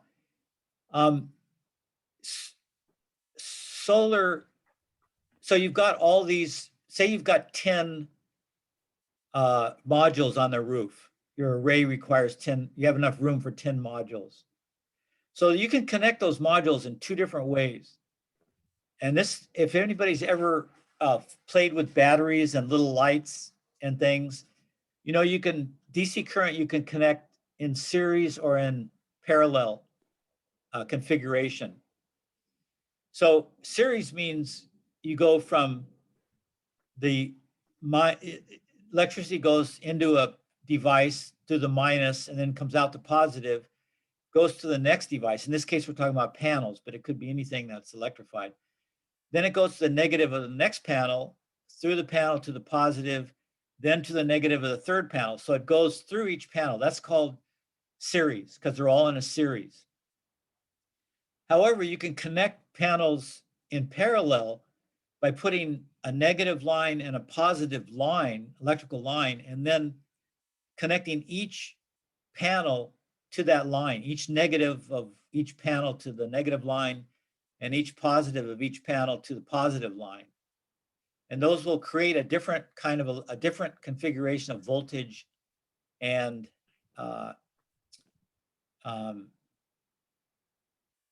amperage, or what's the word I'm missing here? Current, amperage current. So voltage and current, so you can vary them. So for instance, if you have a 30, say you're storing your electricity off a solar array in a 30-volt battery or 30-volt battery system, then the voltage off of the roof has to be at 30 volts. So voltage is determined by series. So if you add panels in a series, that'll give you voltage. So first of all, you'd arrange your panels so that they had 30 voltage. Then after you have the strings, and that's a certain number, say you need, say 5 of them together will make the right voltage. So you wire those in series. But then you may have another bunch of panels. So you'll do all of them in 5 series. And then when you connect all those panels, you'll still just have 5 volts series, or 30 volts we want for the electrical, for the batteries. But when you add the panels in parallel, the voltage stays the same, but the amperage goes up, and therefore the power. So you want to make sure the voltage is where you want it, and you make strings or a series of panels, you wire them together in series, and then when you've got the voltage where you want it, then you add them all in parallel to get the right amount of power, maximum power. So each of those series that's done in, each of those rows that are done in series, those are called strings, but they also call them panels. So solar panels are a series of modules hooked up in series formation. So that's just a technical use of panel. But often they call those strings, and then they'll just call the individual one modules. But if these guys have been installing solar for a long time, they'll forget and call them panels. That's been the usual name for solar modules for a long time. So any other questions about, yeah, so with that voltage and current, yeah, so that's how you control it. And you can control it in most, in any kind of power source by hooking up in series and parallel in various combinations. So that's why isolating those particular aspects, voltage and current and resistance, are really, really useful for figuring this stuff out. Next question.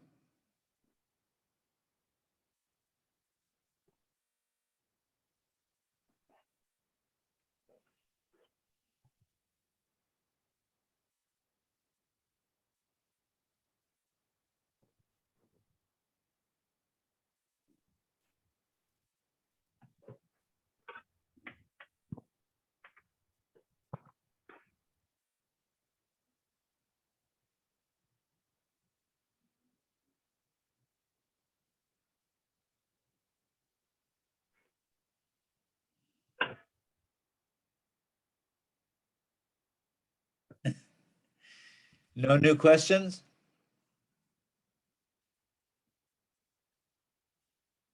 Okay. Are these affordable to install in a house? Or what are their price ranges? Well, that's a great question.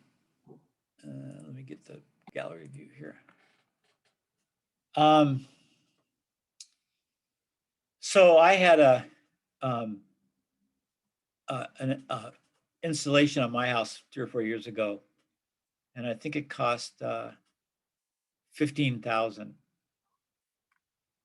And it was enough for, I forget how many watts it was. It's not very big because I did my roof. My roof didn't have, the south facing part of my roof was not very big. And I live in a townhouse, so I'm connected to another house, so I couldn't go onto their roof. But it supplies all the energy we need, but it's just my wife and I living here. We had kids, but they've moved out, so we're not using a lot. And we tend to be careful with keeping our lights off, and Was the installation pricey? The cost for the installation? the installation, no. I mean, it was, like I said, it was like 15,000 altogether. All altogether? Okay. Yeah, and then what it does is we didn't think it would cover all of our electricity. So, but because electricity's charged on a rate system, if you use, the less electricity you use, the better rate cost you get. And that adds up, it's quite a bit different. It's kind of a way of punishing the people that use a lot of electricity and giving the people who don't a break. It's a kind of a carrot stick that the utilities do. So a lot of times you can, it's worthwhile to put panels up because you get that lower rate, so you're saving money.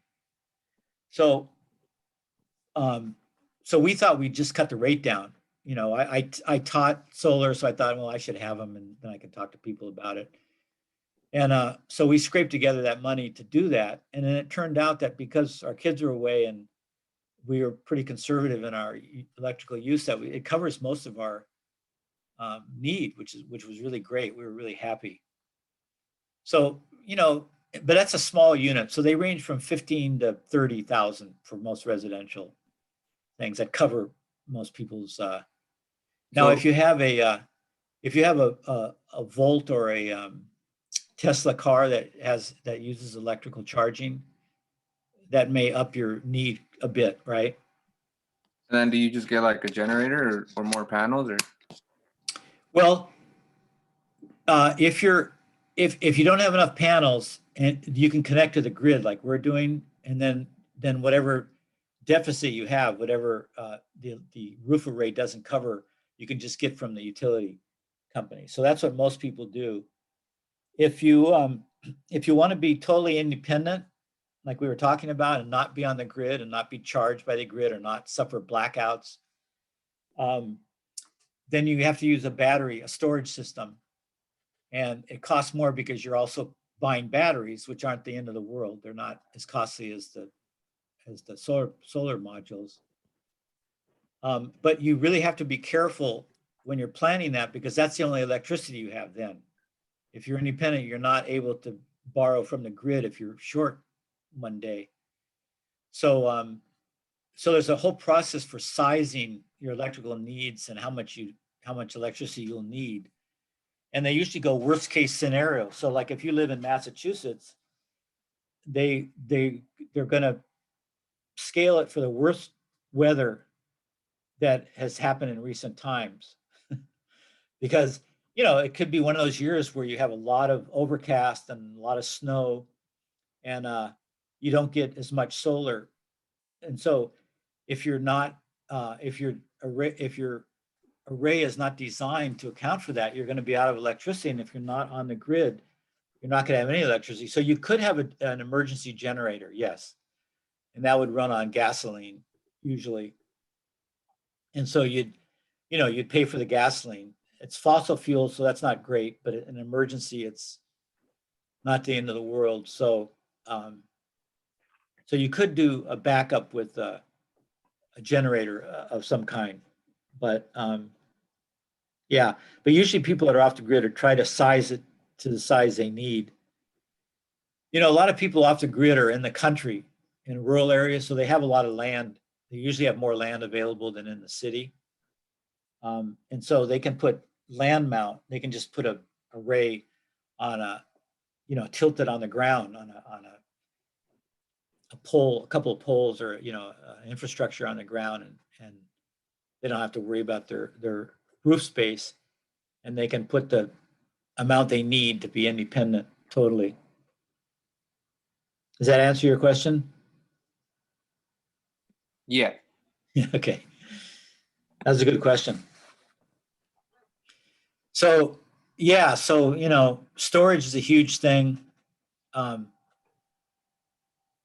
Storage is really interesting because it's not just literally, we've had batteries for a long time, since our initial experimentation with electricity, we figured out batteries. And we keep making them better. You've got Tesla's got the what do you call those? Lithium ion batteries. That's probably the most efficient we have, but there's some problems with those. They catch fire. They have caught fire. I don't know if they've totally eliminated that problem from them yet. But that boat that sunk in off Santa Cruz Island a couple of years ago. It was a boat with a bunch of divers on it, and they were going. They rented a boat. It was they weren't from an organization. They were just independent people. Did you remember that? Any of you local? I remember that.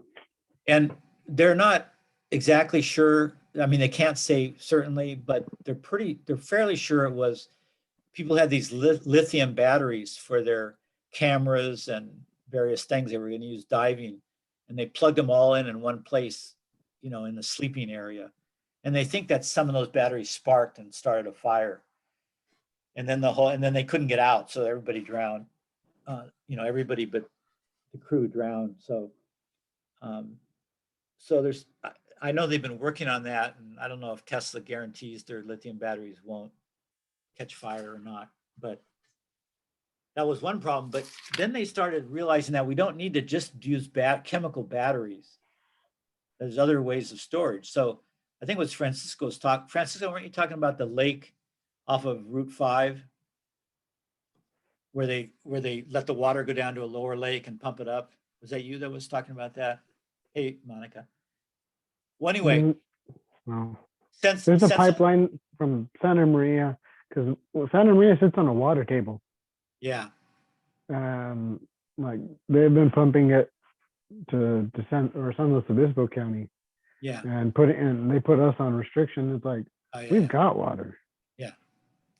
Well, so this lake, as you go over the pass into the Central Valley, they've made a lake, a lower lake and an upper lake, and they pump the water from the lower lake into the upper lake when electricity is cheap. So that would be like at night, right? Because nobody's using it, so it's real cheap. You wouldn't want to pump it during peak use hours because then it's really expensive, maximum. So they pump it when it's cheap, and then when they need electricity, they let the water flow down with gravity and turn turbines that create electricity, hydropower. So that's a way of storing. You're storing energy, potential energy. You're not storing electricity, you're storing something that makes electricity cheaper, namely the water. So they started thinking outside the battery box, and they said, okay, well, we've had those. You know those water towers in cities? You see those funny looking things that like Guadalupe. yeah, water everybody's tower? got them. Yeah, they're big towers. Some of those were the same way. They would pump the water up to those when the electricity was cheap, and then let gravity feed down and turn a generator when electricity was expensive. So we've known about that, but they've got all kinds of different ways of storing now. They've got these mechanical ways where they have kind of weights, and the cheap electricity lifts the weights up. And then when electricity is expensive, gravity pulls the weights, they're like hanging on cables, pulls the weighted concrete forms down. They got these big giant towers with all these cables and concrete. So I mean, it's fascinating what they're trying to do. So it's a pretty wide open field, and it's pretty necessary to figure that out. Unless we get clean, safe nuclear, and then all bets are off. We'll just go with that. But that's down the road. We haven't got that yet. It sounds more promising than it used to be. Okay, so we were talking before the rest of you came back about the cost of solar to put on your roof. And so there's a couple of things that go into designing solar. One is how much viable roof space you have. So if you have roof space that doesn't have things projecting up, I mean, you can't put a solar panel on a vent. And roofs have a lot of crap in them. They have vents for different, they have specific vents for plumbing. They have vents for just air circulation. They're shaped in weird ways. You have a lot of triangular, you have a lot of hip roofs with little triangular areas that don't allow for big rectangular arrays very well. So the first thing you have to do is figure out how much space you have in a roughly south-facing area on your roof. Then you have to find out how much that's going to cost to fill that space with solar panels. You have to see if you can afford that, and then one way you can do that is to look at your energy bill and see the rate system. And if giving you enough energy, it doesn't power all your stuff because you've got a small roof area, but it may be enough to bring you down rates.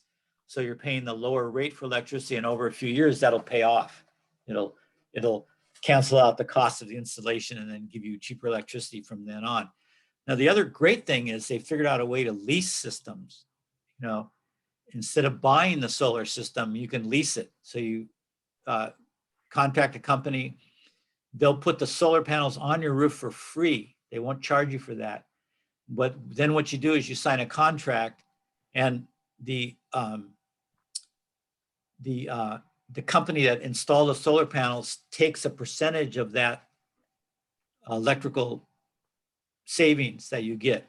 They take a percentage, but they guarantee you a certain amount that's under what you're paying now for electrical, and it's fixed. It won't go up when electricity goes up. So it's a pretty good deal. You know, it doesn't cost you anything to install, and you're getting some of that rate back. So you're paying less than you would be now, and it's not costing you anything. So that's a win-win.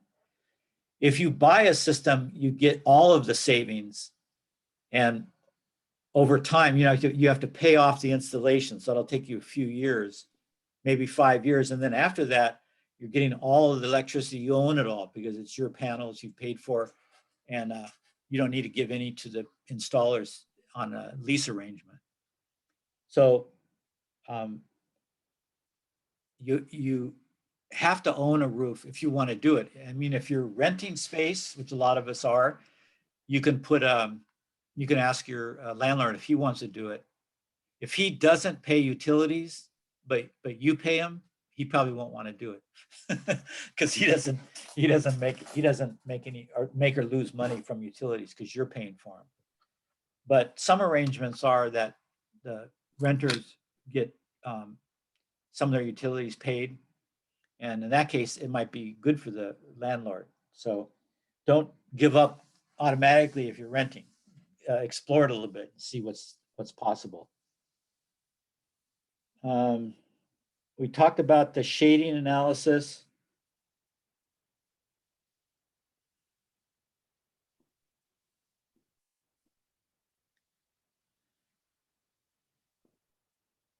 Okay, let's look at another YouTube about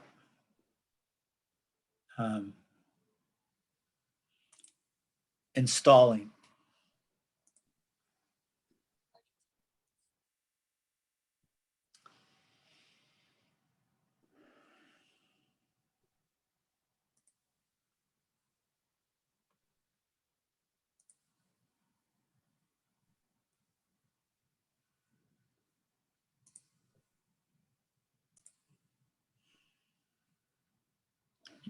You can all see and hear this, right?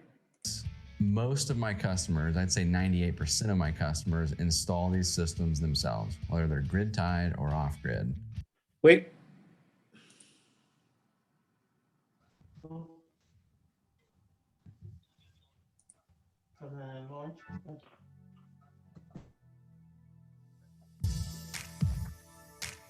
Price. Many homeowners are discovering the advantages of solar power, and you may have even seen quite a few systems being installed in your own neighborhood. If you're solar curious and want to learn more, it can all seem a bit overwhelming. You're probably wondering, how much does it cost to install a solar system? And how much money will I really save on my electricity bill? Let's start with the basics. In this video guide, we'll provide you a general overview of solar energy, so you can have a strong foundation of knowledge and make the best possible educated decisions regarding solar power for your home. First things first, what is a solar panel? A solar panel, or photovoltaic panel, is a panel made of solar cells. Solar cells are the essential component by which light is converted into electrical energy, and they're usually made up of crystalline silicon. Each solar panel usually contains from 32 up to 96 solar cells. Depending on the way solar cells are made, solar panels are categorized as polycrystalline, monocrystalline, or thin film. The first two categories, which are the most common types of solar panels, are made of crystalline solar cells. The third category, thin film, is made of amorphous silicon. Apart from the typical framed solar panel, there are also other types of products that can be used in residential applications. Frameless solar panels have been on the market for more than a decade. Also, solar shingles and solar tiles, popularized by the Tesla solar roof, are two types of products that are becoming more popular among residential applications because they combine the technology of solar panels with aesthetic integration into the house. Hi, Rex Moore with the Motley Fool here, and I've got 5 free stock picks for you today. Solar cells produce electricity by converting the tremendous solar energy that the Earth receives every day in the form of sunlight, and more specifically in the form of photons. Most typical commercial solar solutions convert sunlight to electrical energy at an average efficiency of 3 to 17%. If we could break the sunlight into the smallest possible pieces, we would get photons. so photons practically are the smallest possible energy packets of sunlight. First of all, the top layer of solar cells have an anti-reflective coating which helps them collect as much light as possible. Right below, we have the main layer of a solar cell, which is basically a sandwich of two silicon layers. These two layers are specially treated so that the upper layer has a surplus of electrons while the bottom layer has a shortage of electrons. What is needed for the extra electrons to move from the upper to the bottom layer is a little bit of extra energy, and that energy is provided by the photons when the sunlight hits the solar cells. When the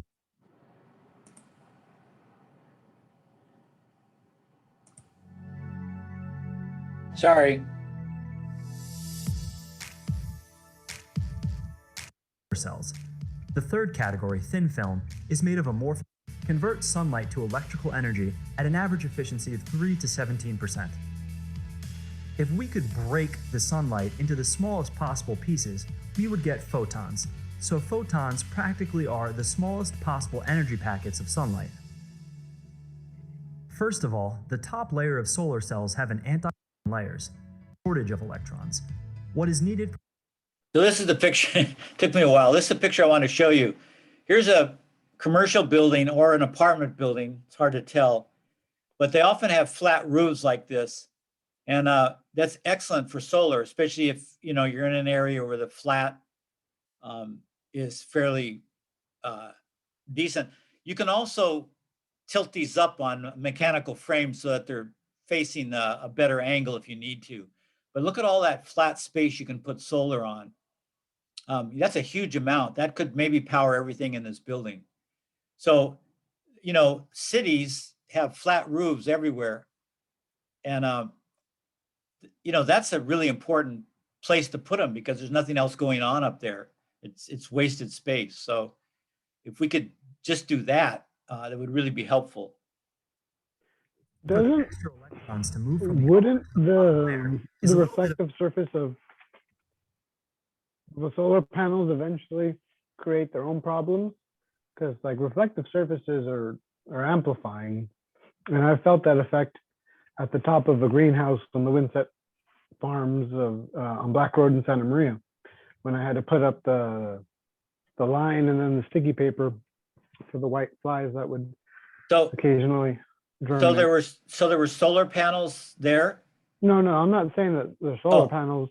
Okay. I'm saying the reflective nature of solar panels, because like I've been at the top of a greenhouse on a trolley 20, 30 feet up in the air, and when the sun comes up and it reflects off of all the different glass peaked roofs, like it just got enormously hot being up there, and every like 10 minutes me and my partner would have to get out of the sun.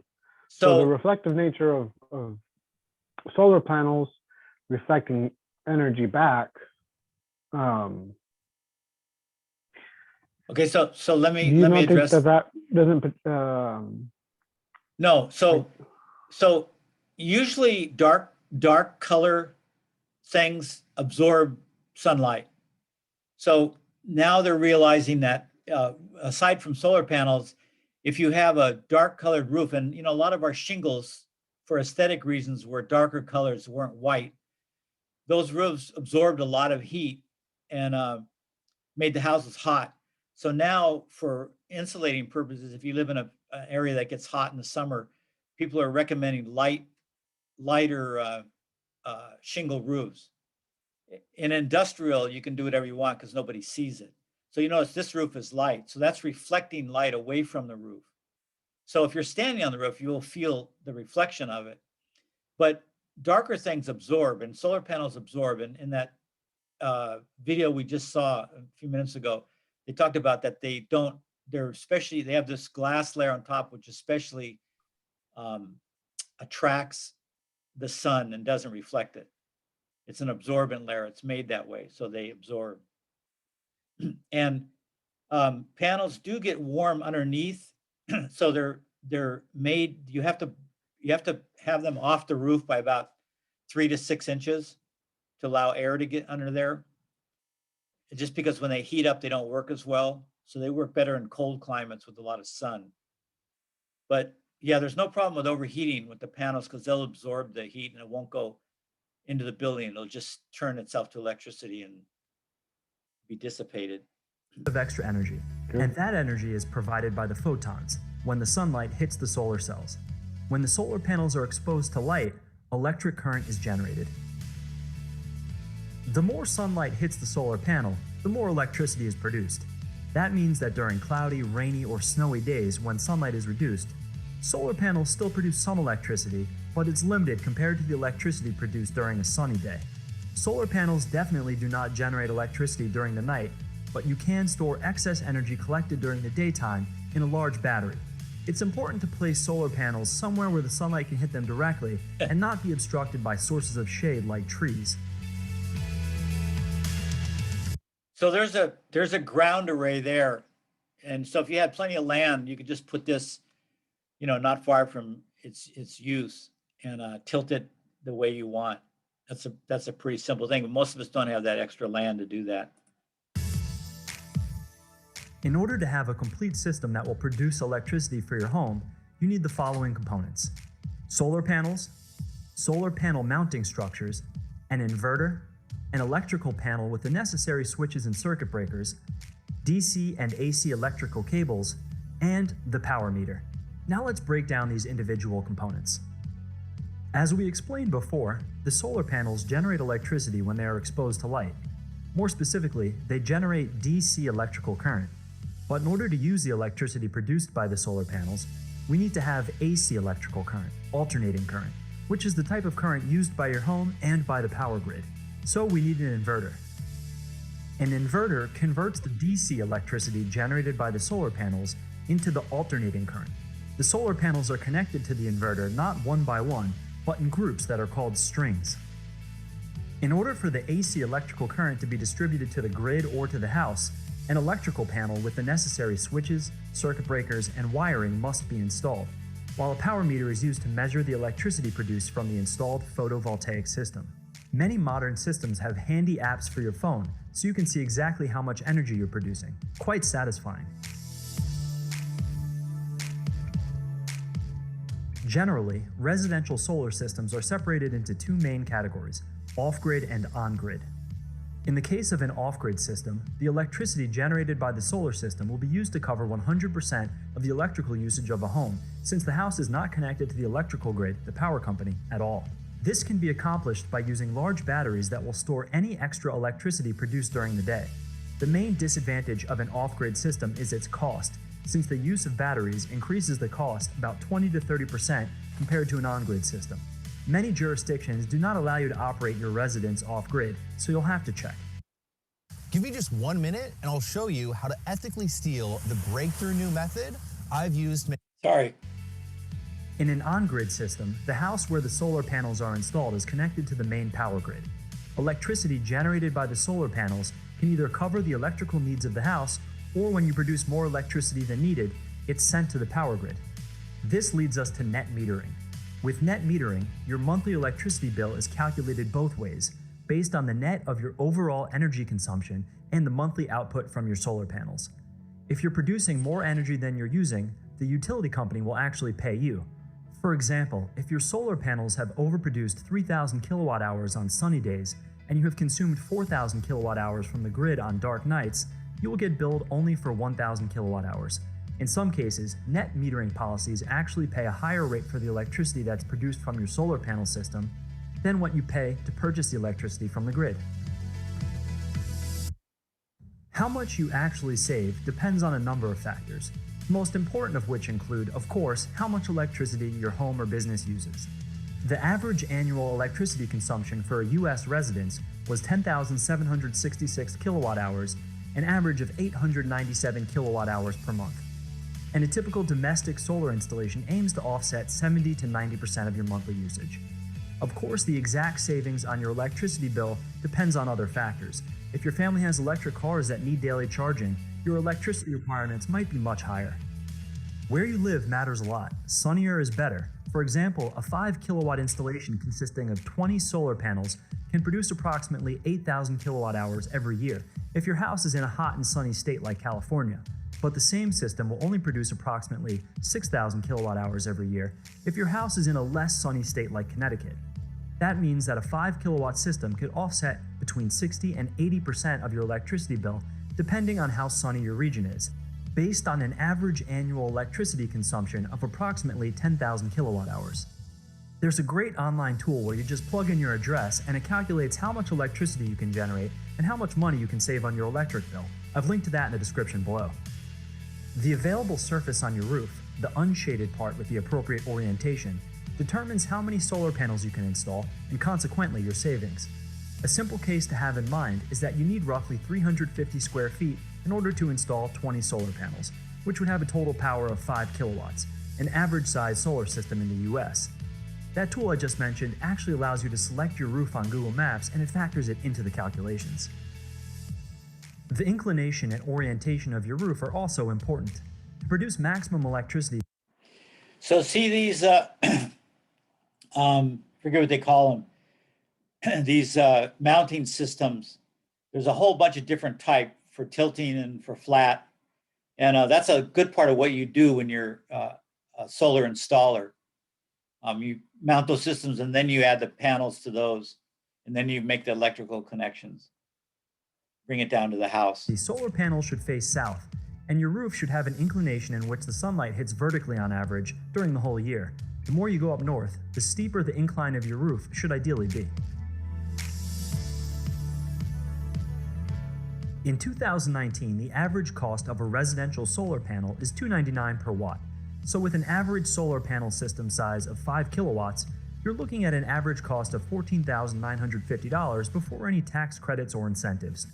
Equipment makes up the majority of the cost, but permits and labor are also factored in. You can deduct 30% for the current federal solar tax credit, and there are also many other localized incentives offered by your state or your utility company.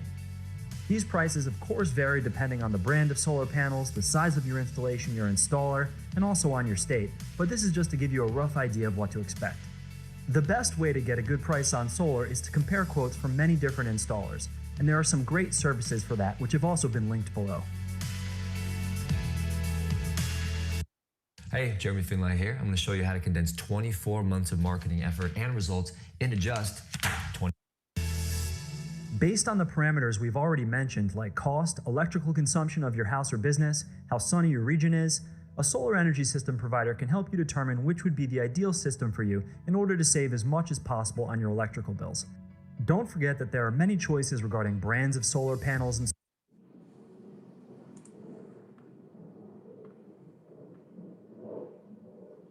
or business, how sunny your region is. A solar energy system provider can help you determine which would be the ideal system for you in order to save as much as possible. So look at this guy pushing a panel up to the roof. So according to our OSHA safety requirements, is he at all times making a 3-point contact with the ladder? No, because he has one hand holding the panel, right?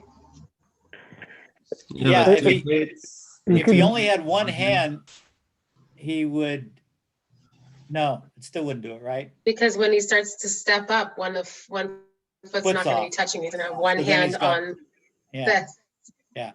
So this is OSHA illegal, but this is pretty typical. Everybody does this. And it doesn't look too unsafe, right? So, who knows?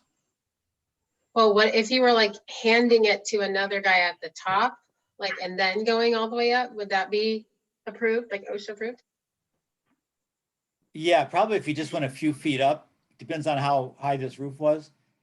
Yeah, and that's, I guess, what he's doing, right? Is the guy taking it.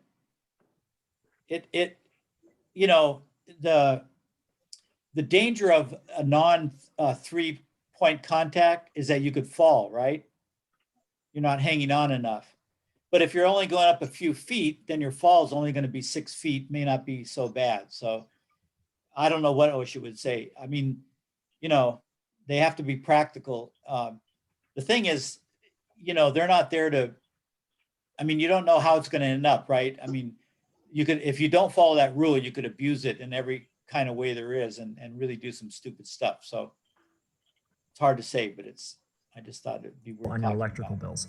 Don't forget that there are many choices regarding brands of solar panels and solar inverters, and a good See, he's doing this all by himself. So that's like a homemade, that's like doing it yourself. So it's usually when you're doing it yourself, it might be less safe. installer will help you select the optimal system for your budget. The most important parameter that determines whether or not a roof is appropriate for a solar panel installation are its inclination and its orientation. Your solar energy provider can calculate exactly how much sunlight your roof will receive during the whole year. Although solar panels have a weight of only about 2 to 4 pounds per square foot, structural safety is definitely another important factor. For new houses, the design of the whole mounting structure with the solar panels must include a static evaluation of the roof.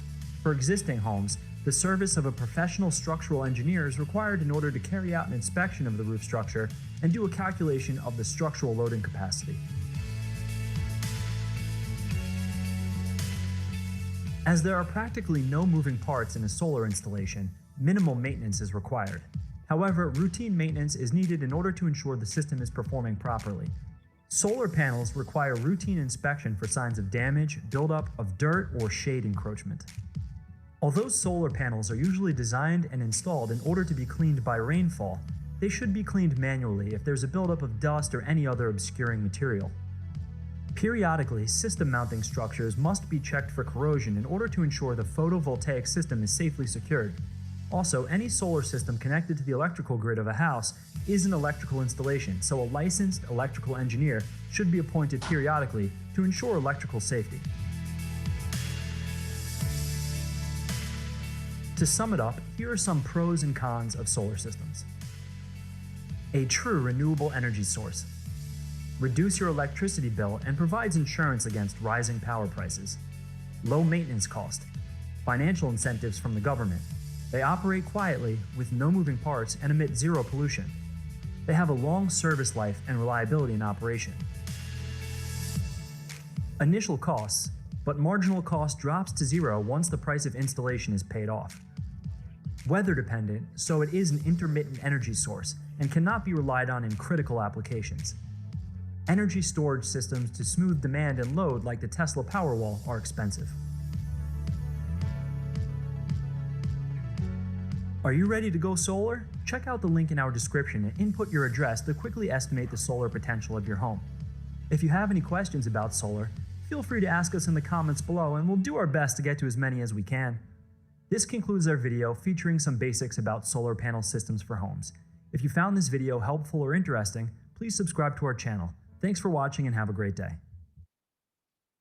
Oh, you're quite welcome.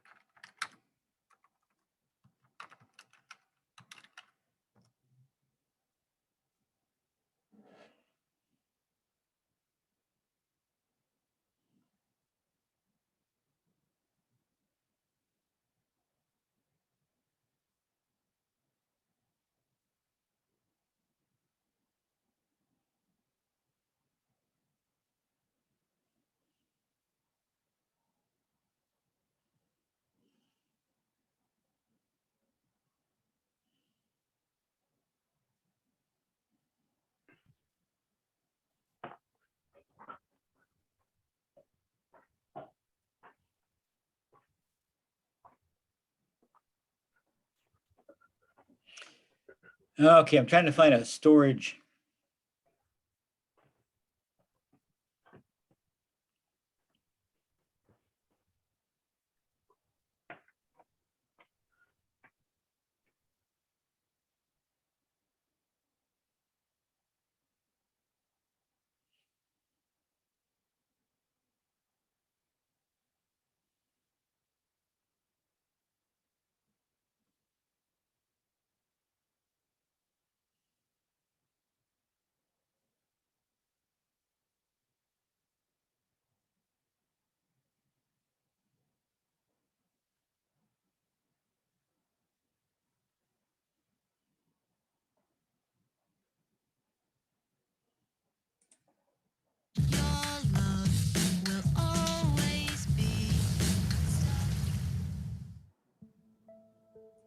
Over the past decade, prices for solar panels and wind farms have reached all-time lows, leading to hundreds of gigawatts worth of new renewable energy generation.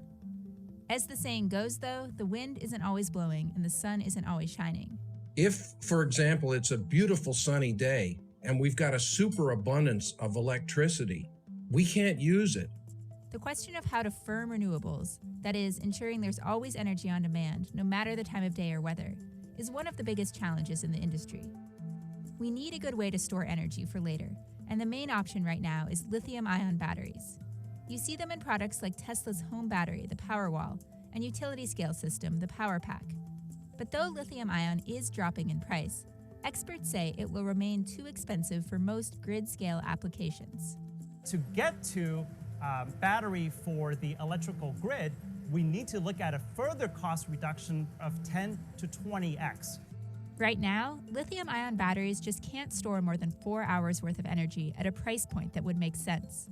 Plus, they pose a fire risk, and their ability to hold a charge fades over time.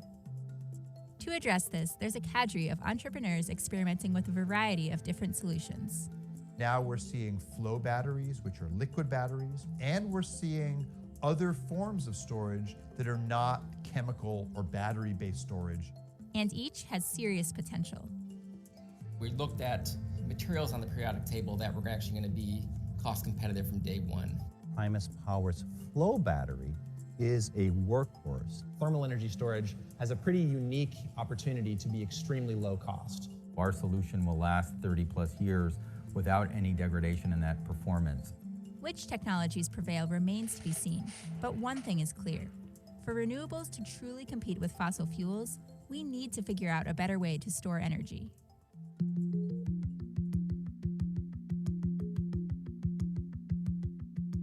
From 2000 to 2018, installed wind power grew from 17,000 megawatts to over 563,000 megawatts, and solar power grew from a mere 1,250 megawatts to 485,000 megawatts. And it's not stopping there.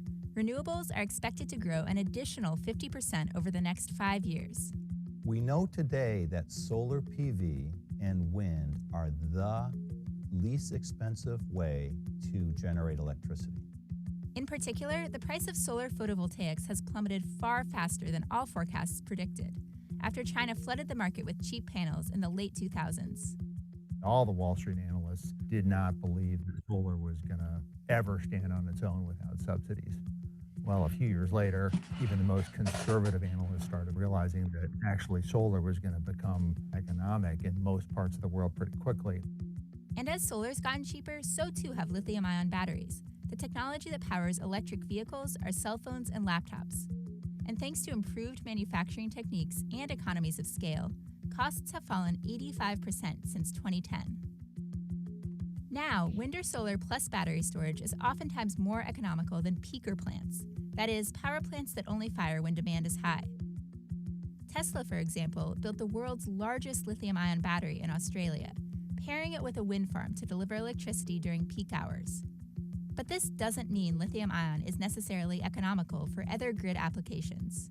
We don't really see the cost structure coming down to the point where it can serve those tens to hundreds of hours applications. Basically, the market is ripe for competition.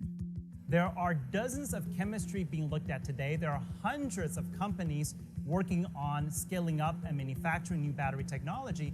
Lithium-ion has done remarkable things for technology, but let's go to something far better.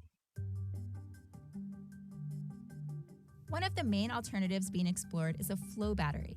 Unlike lithium-ion, flow batteries store liquid electrolyte in external tanks, meaning the energy from the electrolyte and the actual source of power generation are decoupled. With lithium-ion tech, the electrolyte is stored within the battery itself.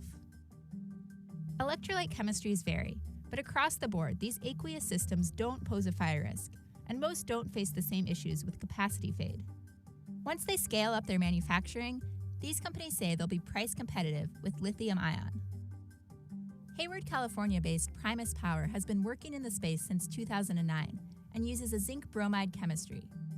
So far, it's raised over $100 million in funding, including a number of government grants from agencies like the Department of Energy and the California Energy Commission.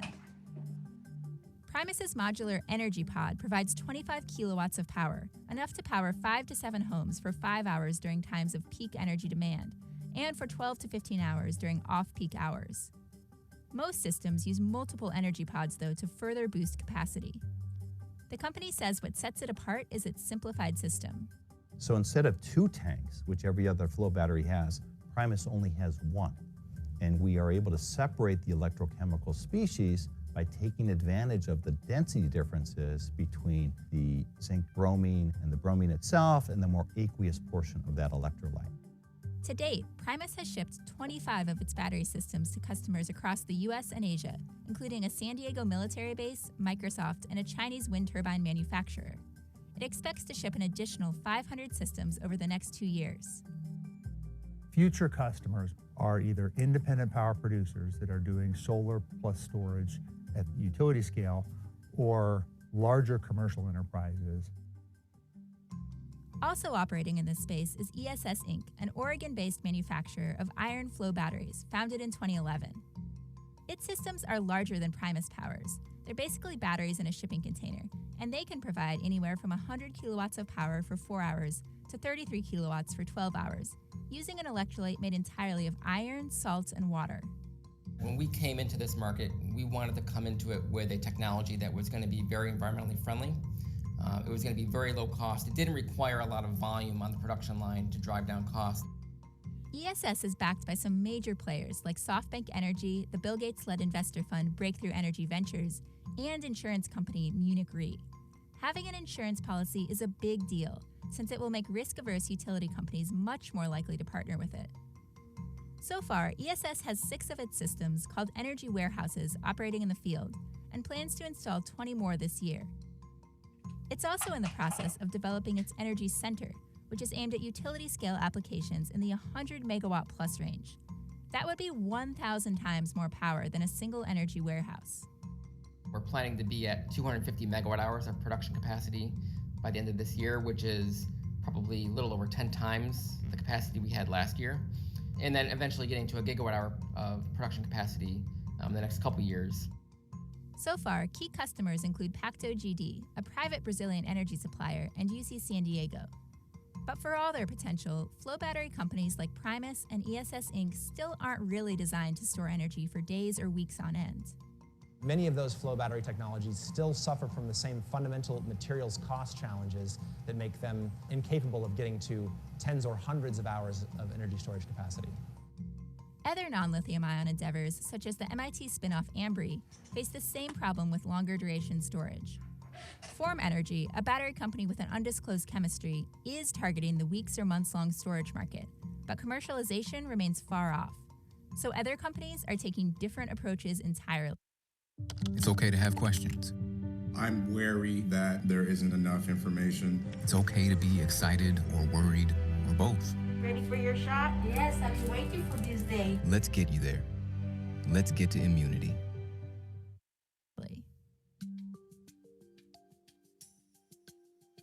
Currently, about 96% of the world's energy storage comes from one technology, pumped hydro. This system is pretty straightforward. When there's excess energy on the grid, it's used to pump water uphill to a high elevation reservoir. Then, when there's energy demand, the water is released, driving a turbine as it flows into a reservoir below. But this requires a lot of land, disrupts the environment, and can only function in very specific geographies. Energy Vault, a gravity-based storage company founded in 2017, was inspired by the concept, but thinks it can offer more. And so we wanted to look at solving the storage problem with something much more environmental, much more low cost, much more scalable, and something that could be brought to market very quickly. Instead of moving water, Energy Vault uses cranes and wires to move 35-ton bricks up and down, depending on energy needs, in a process that's automated with machine vision software. We have a system tower crane that's utilizing excess solar or wind to drive motors and generators that lift and stack the bricks in a very specific sequence. Then when the power is needed from the grid, that same system will lower the bricks and discharge the electricity.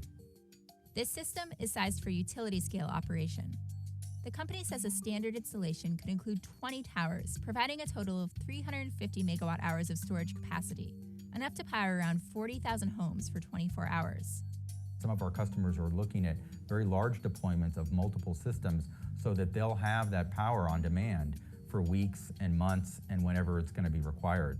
The company recently received $110 million in funding from SoftBank Vision Fund, and it's building out a test facility in Italy, as well as a plant for India's Tata Power Company. But some say the sheer size of the operation means it just can't be a replacement for chemical batteries. Sounds very simple. However, the energy density on those systems are very low. And so that's where we believe chemical-based storage still has an advantage in terms of a footprint. You can't install a gravity-based system in the city, but you'd have to install it outside in the remote areas. Then there's thermal storage. It's still an emerging technology in this space, but it has the potential to store energy for longer than flow batteries with a smaller footprint than gravity-based systems. Berkeley, California-based Antora Energy, founded in 2017, is taking on this challenge. Basically, when there's excess electricity on the grid, that's used to heat up Antora's cheap carbon blocks, which are insulated inside a container. When needed, that heat is then converted back into electricity using a heat engine. Typically, this would be a steam or gas turbine, but Briggs says this tech is just too expensive and has prevented thermal storage solutions from working out in the past.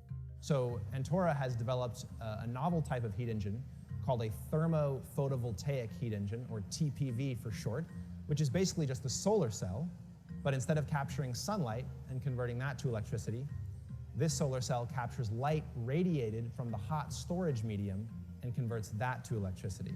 So it's electricity in, electricity out, and it's stored in ultra-cheap raw materials as heat in the meantime. Recently, Antora received funding from a joint venture between the Department of Energy and Shell, who are excited by the company's potential to provide days or weeks-long storage. We think that solves a need that is currently and will continue to be unmet by lithium-ion batteries, and that will sort of enable the next wave of integration of renewables on the grid. It's still early days for Antora and Energy Vault, though, and there's definitely other creative solutions in the mix. For example, Toronto-based Hydrostore is converting surplus electricity into compressed air, and UK and US-based Highview Power is pursuing cryogenic storage. That is, using excess energy to cool down air to the point where it liquefies. These ideas may seem far out, but investment is pouring in, and projects are being piloted around the world. While these companies are all vying to be the cheapest, safest, and longest lasting, many also recognize that this is a market with many niches, and therefore the potential for multiple winners. In the residential and commercial areas, you're going to have a certain type of technology. A lot of it will probably be battery-based. I think as you get to utility scale and grid scale, you're going to see some batteries, you're going to see other types of compressed air and liquid air solutions, and then you're going to see some of the gravity solutions that could be scaled. Overall, the energy storage market is predicted to attract $620 million in investments by 2040. But as always, it's going to be tough to get even the most promising ideas to market. No matter if the raw materials were dirt cheap, the initial cost of a first system is essentially astronomical. Of course, government policies and incentives could play a major role as well. There is a production tax credit on wind. There's an investment tax credit on solar. We in the battery community would like to see an ITC for batteries in the same way that it is in existence for solar. Implementing a storage mandate, as California has done, is another policy that many are advocating. When we get to roughly 20% of our peak demand available in storage, we will be able to run a renewable-only system because the mix of solar and wind, geothermal, biomass, all backed up with storage, will be enough to carry us through even some of these potentially long lulls. With the right mix of incentives and ingenuity, we're hopefully headed towards a future with a plethora of storage technologies. The future is not going to be a mirror of the past. We've got to do something that's radically different from everything that's been done up until now. I'm really excited about that. Well, good for you, buddy.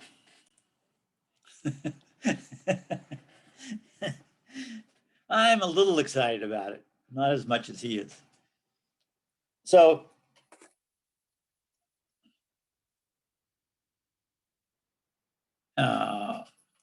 sorry.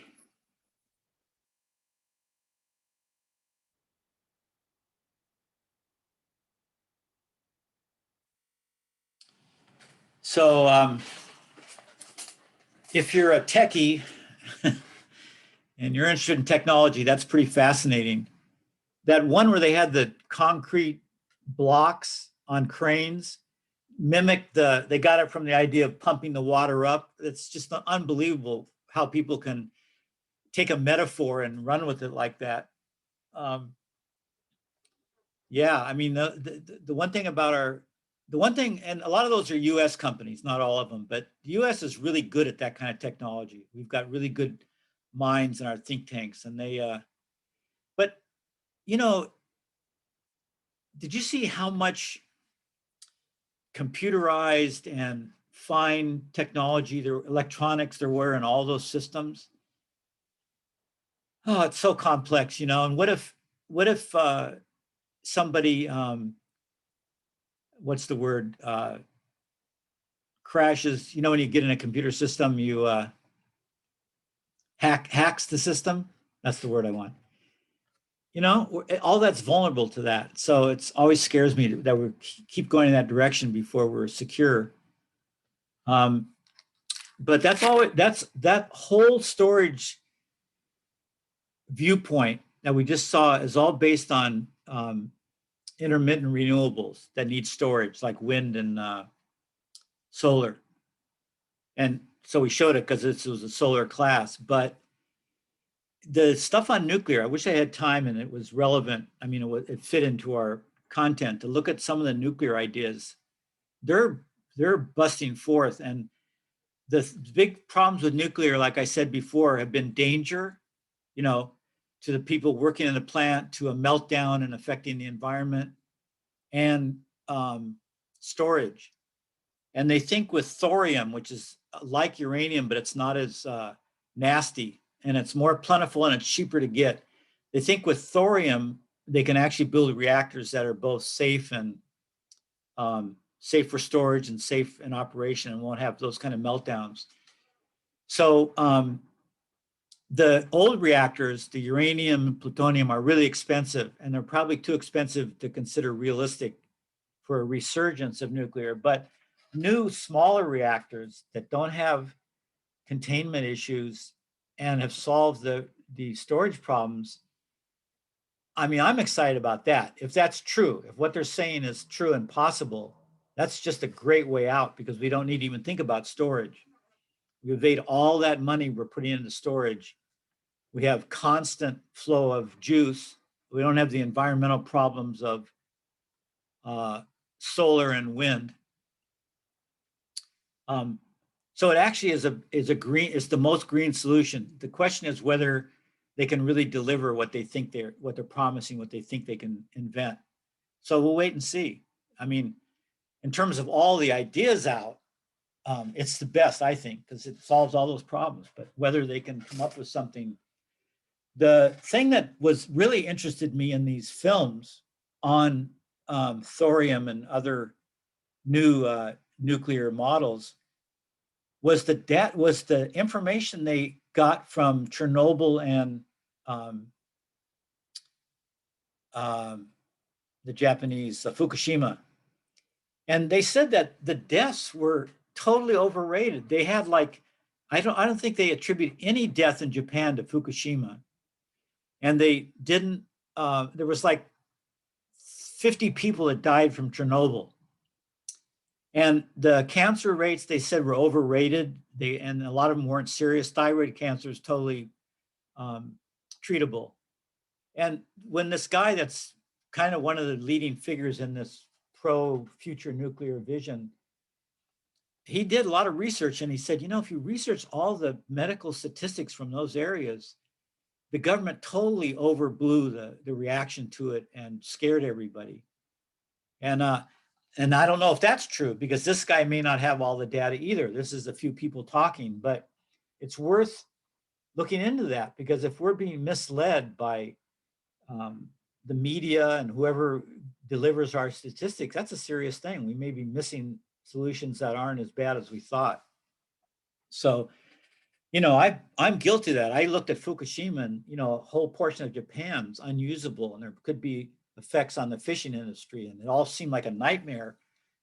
But then when they actually came down with the statistics, which you're getting more and more of as we get further away from it and we can gather that stuff, there may be some problems in the data we've had so far. So it's wide open. But I think in the short run, in your lifetimes, I think solar is going to be a viable thing. It's anything we use will be in addition to solar, because solar is so much cheaper. It's the cheapest thing, and you know, if we can figure out how to dispose of its toxic panels, it'll be here for a while. So the main thing is in showing this is showing you guys an alternative. If you don't have a career right now, a career path that you're going on, and many of you do, probably most of you do. But if you're roughly thinking about the trades of some kind, we've looked at, between Rodney and I, your classes have looked at framing and finished carpentry. Yeah, we've looked at plumbing and electrical, and now solar. Solar is a pretty good industry. It's growing. The pay's pretty good. It's pretty decent in terms of the average trade pays. And there's a lot of work because we're going full bore on it for right now for the next 20, 30 years. And it's a lot easier to learn. The installation is a lot easier to learn to master than construction in general is. Framing a house is a lot more complicated. But there's all kinds of other jobs around solar, like working in an office, doing the paperwork, doing the public relations work, going out and selling it, sales. It's really important. The guys go out to homes and they talk to the customers about that. So there's a lot of jobs related to that industry besides just going on the roof and installing solar. And if you like electrical in general and you're like, say, aiming for an electrician's license, that's another break-off career, is to be an electrician that works on solar. So, those things are all interesting in themselves, and they're decent pay, and they're going to be here for a long time. So, so think about those things if you're in the process of looking at a bunch of different careers. So how about questions? I'm kind of out of what I had to say. It's hard to do a whole lesson on solar and time it. But there must be some questions about this, any of this.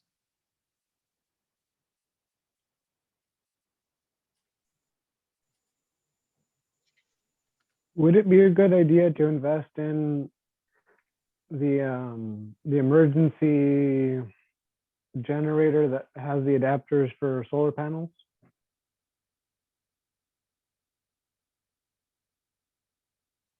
I'm not sure of your question. I got the last part. You're asking if there is such a thing or if they're worthwhile? If they're worthwhile. Like, because I know that with technology, the curve that we're coming around is just doubling and doubling on itself, how fast we can produce something better. And like, we're already generations past the originals. Yeah, true. And so I keep that in mind of like, well, I stopped buying like Xbox or PlayStation consoles because there's always a newer one. And on a PC, you can always build more space, more hard drive and whatnot. So, it was informative as to the different types of solar panels and what they can produce. But like on a practical level, like say if we're going to go camping, have you seen any of the models out there that have their own, that sell their own small panels and the connection to an inverter box? Yes, well, I didn't mention it in the lecture, but they have what's called microinverters, and those are little tiny pieces that attach to each solar panel, and they turn the juice to AC on the roof. So we actually have those, so you don't need an inverter box. But there's so much solar stuff for camping and isolated use of appliances, in the wild. There's just go on the internet. There's a lot of stuff. It's pretty incredible. Does that answer some of your question? Well, I mean, I was just wondering if you knew of it and if you had any recommendations or comments regarding anything that you knew. No, I every once in a while I'll look into it, but it changes so fast. You know, there's so much. You know, it's like everything, and you probably use this too. When I look at Amazon or anywhere that's advertising, they always have comments, you know, by buyers. I always read those for sure. And those are pretty controversial. You know, they're not very stable, because who knows why, if someone's telling the truth or why they dislike something. But If they've been you bought can out get, to just put comments. right. But you can read patterns in a lot of it, you know, like for instance, if one product doesn't have any or 1 in 1,000 negative reports and the rest are all 5-star, you can pretty much assume that's going to be a good product. But you can research the research also and see how many, you know, how much that was surveyed to get those results. If it's 50-50, then it's pretty sketchy to me, you know. I have to have, when I look at products, I have to have 5-star or 4.5-star with very few negative. So that's how I look at that stuff. Okay.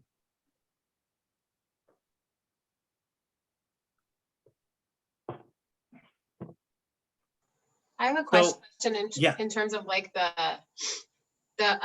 tilt, the thing that it's built on, like the tilt, is that construction like framers who do that, or is it like architects and engineers that the panels actually go on?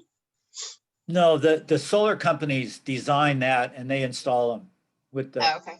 Yeah, and yeah, I mean, you can learn it. When I had to learn that stuff when I taught the program at City College, and I had an electrical company that worked with me, and they told me what they used, and so they gave me a couple of alternatives of racking. They call them racking systems, and like everything in a consumer capitalist society, once someone invents it, 20 people will have alternatives, and half of them don't work, and eventually it'll come down to a couple that are used a lot. So there's probably systems, but you can go and order those systems yourself and put them on. It's not a complicated thing. Framers would have an advantage because you do have to know where to screw in sometimes. You have to hit joists or beams or things for strength. And the more you know about roof framing, the better that is. The other thing about, and those, but the actual racking systems are pretty straightforward. They're pretty easy to understand. It's not complicated. You know, we used to, when we had the program, we hooked up with, what's that company?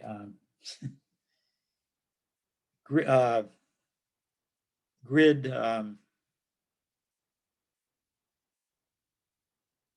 It's like Habitat for Humanity, but instead of building houses, you do solar installs for low income families. Grid, Grid something, I forgot the name. But we hooked up with them once. They're always asking if we could provide students, and they have volunteers that do the work. So they train you. They give you an over the internet training on safety and stuff, and then you show up. It's a 2-day thing. We went to Santa Maria. We showed up on a house, and they told us what to do initially. And there was a couple of 3 professionals there, and they give you all the tools and all the safety stuff, and you go up and you help, and you do the whole thing in a day, and you see how it's done. It's really an incredible. Grid Alternatives, it's called. They are always asking me. We don't have the program, so I can't do it. But if any of you are interested in learning more, it doesn't cost you, and they will train you, and you will do an actual install. And they're all over, where there's low-cost housing, which is everywhere. But so they just take volunteers. And they're volunteers. They just take volunteers. So just get a hold of them, Grid Alternatives, and say, I want to volunteer. Do you have a project in Santa Maria or Santa Barbara, wherever, Goleta? And they'll hook you up with it if there's one going on. And that's just a wonderful thing, because I learned a lot. I had trained to teach it, but I had never really installed any. So it was really helpful for me to actually, it's a lot of fun too. You get a lot of people up on a roof, and Jasmine said she's in the breakout room and she can't get back in. Do you see anybody in the breakout? I mean, not the breakout room, sorry, the waiting room. Do you see Jasmine in there? Yeah, there we go. I got her. Thank you. Yeah. Yeah, so there's that, the grid alternatives. I love those groups, you know, they do so much to get people power. You know, electricity is expensive, electrical bills are expensive. So to help low income people get that is really great. And so,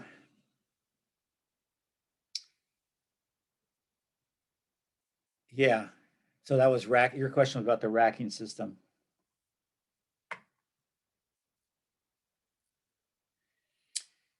I think they require an electrician to do the final hookup. So you can put all your stuff in, but you know, if you're doing it yourself, you have to have an electrician come and, I believe, even if you're an owner and you can act as general contractor, I think you still might need a qualified electrician to make that hookup because you can screw up a lot. So Francisco was talking earlier about people getting injured when you don't shut off your grid and the neighborhoods shut off for repair when the utility companies. So yeah, that was a serious issue at the beginning. And now they have automatic shutoffs. If you're grid tied and the grid goes down, it'll automatically shut off your system so you don't feed electricity back in and injure workers that aren't expecting it. So yeah, it took them a few years to iron out all the kinks, but solar's been going long enough. It's really incredible. And it's such a plug and play system, you know. The companies, you go up, you can actually size the roof from satellite photos, and they keep improving short streaming, all the things you have to do. I mean, I think the shading analysis they may have an algorithm that works off GPS, and you don't even need to do those site shading analyses. But yeah, it just keeps improving, and it gets, you know, they just go in and do those things in no time. It's pretty spectacular. I don't know as much about wind. I went to I belong to this city college, community college organization that met at UCSB for years. And they were mostly science people, but you know, I could get a little bit in because I did solar. And they actually sent us to Germany and Scandinavia on a summer trip to look at solar and wind power and how they taught vocational ed, because Germany's really always been a leader in voc ed. And that was pretty interesting to go there and see all the different applications and what the governments were doing. So there's just a lot to learn. It helps if you're in the electrical field a lot, which I wasn't. So it took me a while to learn it. I don't know. Monica, you got anything else?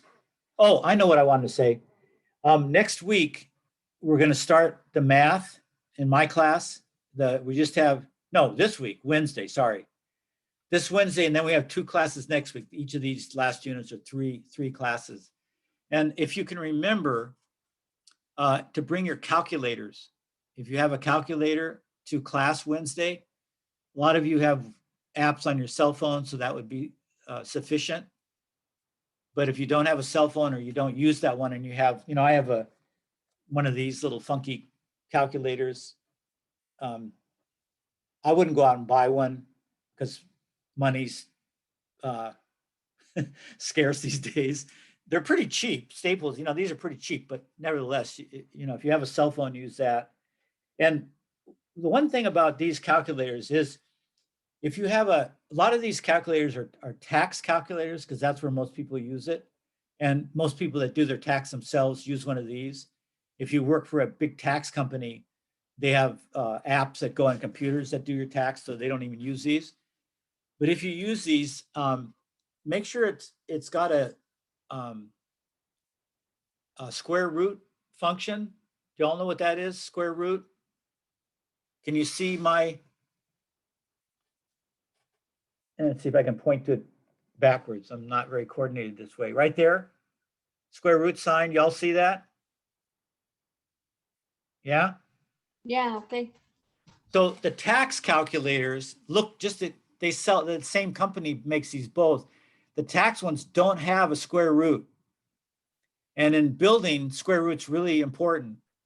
So probably your phone app calculator has square root, but if you go out and get one of these inexpensive calculators like from Staples, make sure it's not a tax calculator and it has that little square root function. Because it's really hard to, you can do square roots manually, but it's it's a lot of work. And a calculator just does it instantly. So it's one of those functions that's truly worthwhile. So you got that? So if you have these floating around your house, then make sure you bring this. And if you use your cell phone for a calculator, just make sure you have it. You guys use your cell phones for everything, but I've got little stubby fingers and I like to have a little more room to press things, like go a little faster. But I know you guys mostly use cell phones and use them for everything. That's cool. And then we're going to do some, how many are scared about the math classes? Nobody? I don't think Yeah. it's the math. I think it's just 3 hours of math. That's scary. Actually, 9 hours. 9 hours because it's 3 classes. Right? Right. 9 It's like hours of 9 math. hours at the dentist, you know? Imagine the dentist peering over your shoulder with a drill and he says, oh, this is going to be easy. We're only going to go 9 hours with this. Kind of like that. No, we'll have to take a lot of breaks and yeah, because this will scramble your brain more. But I'm my favorite math teacher because I'm not a samurai or a disciplinarian, obsessive disciplinarian. And I know all of you are going to be at different math skills. So we'll just have an easy time. You know, there's no test for this thing, so you don't have to be tested. So we'll just hopefully tap into some of your math skills that you already have, and maybe you can learn a few new ones. Oriented toward the building trade. Now, because it's building trade, it still is pretty universal stuff, you know, adding and subtracting fractions and doing operations. So, and then we do geometry, which is always good to know. And then we'll apply it to the building trades on the third day. So, Monica, I can't do anything without. Are you here? Yeah, I'm here. Okay. So I'm going to dismiss everybody. I just wanted to get your permission to do that. Yeah, fine by me. Fine by you. Okay, everybody. Tomorrow it's Rodney and he's finishing plumbing, right? And then he'll have further electrical next week. And then Wednesday you have me again with math. Bring your calculators. All right? All right. Okay, Thank enjoy you. your day. Bye-bye. We'll talk to you later. Thank you. All right, See you tomorrow, bye-bye, guys. everybody. See you, Mike. Bye, thanks, Patrick. All right, bye-bye. Bye-bye.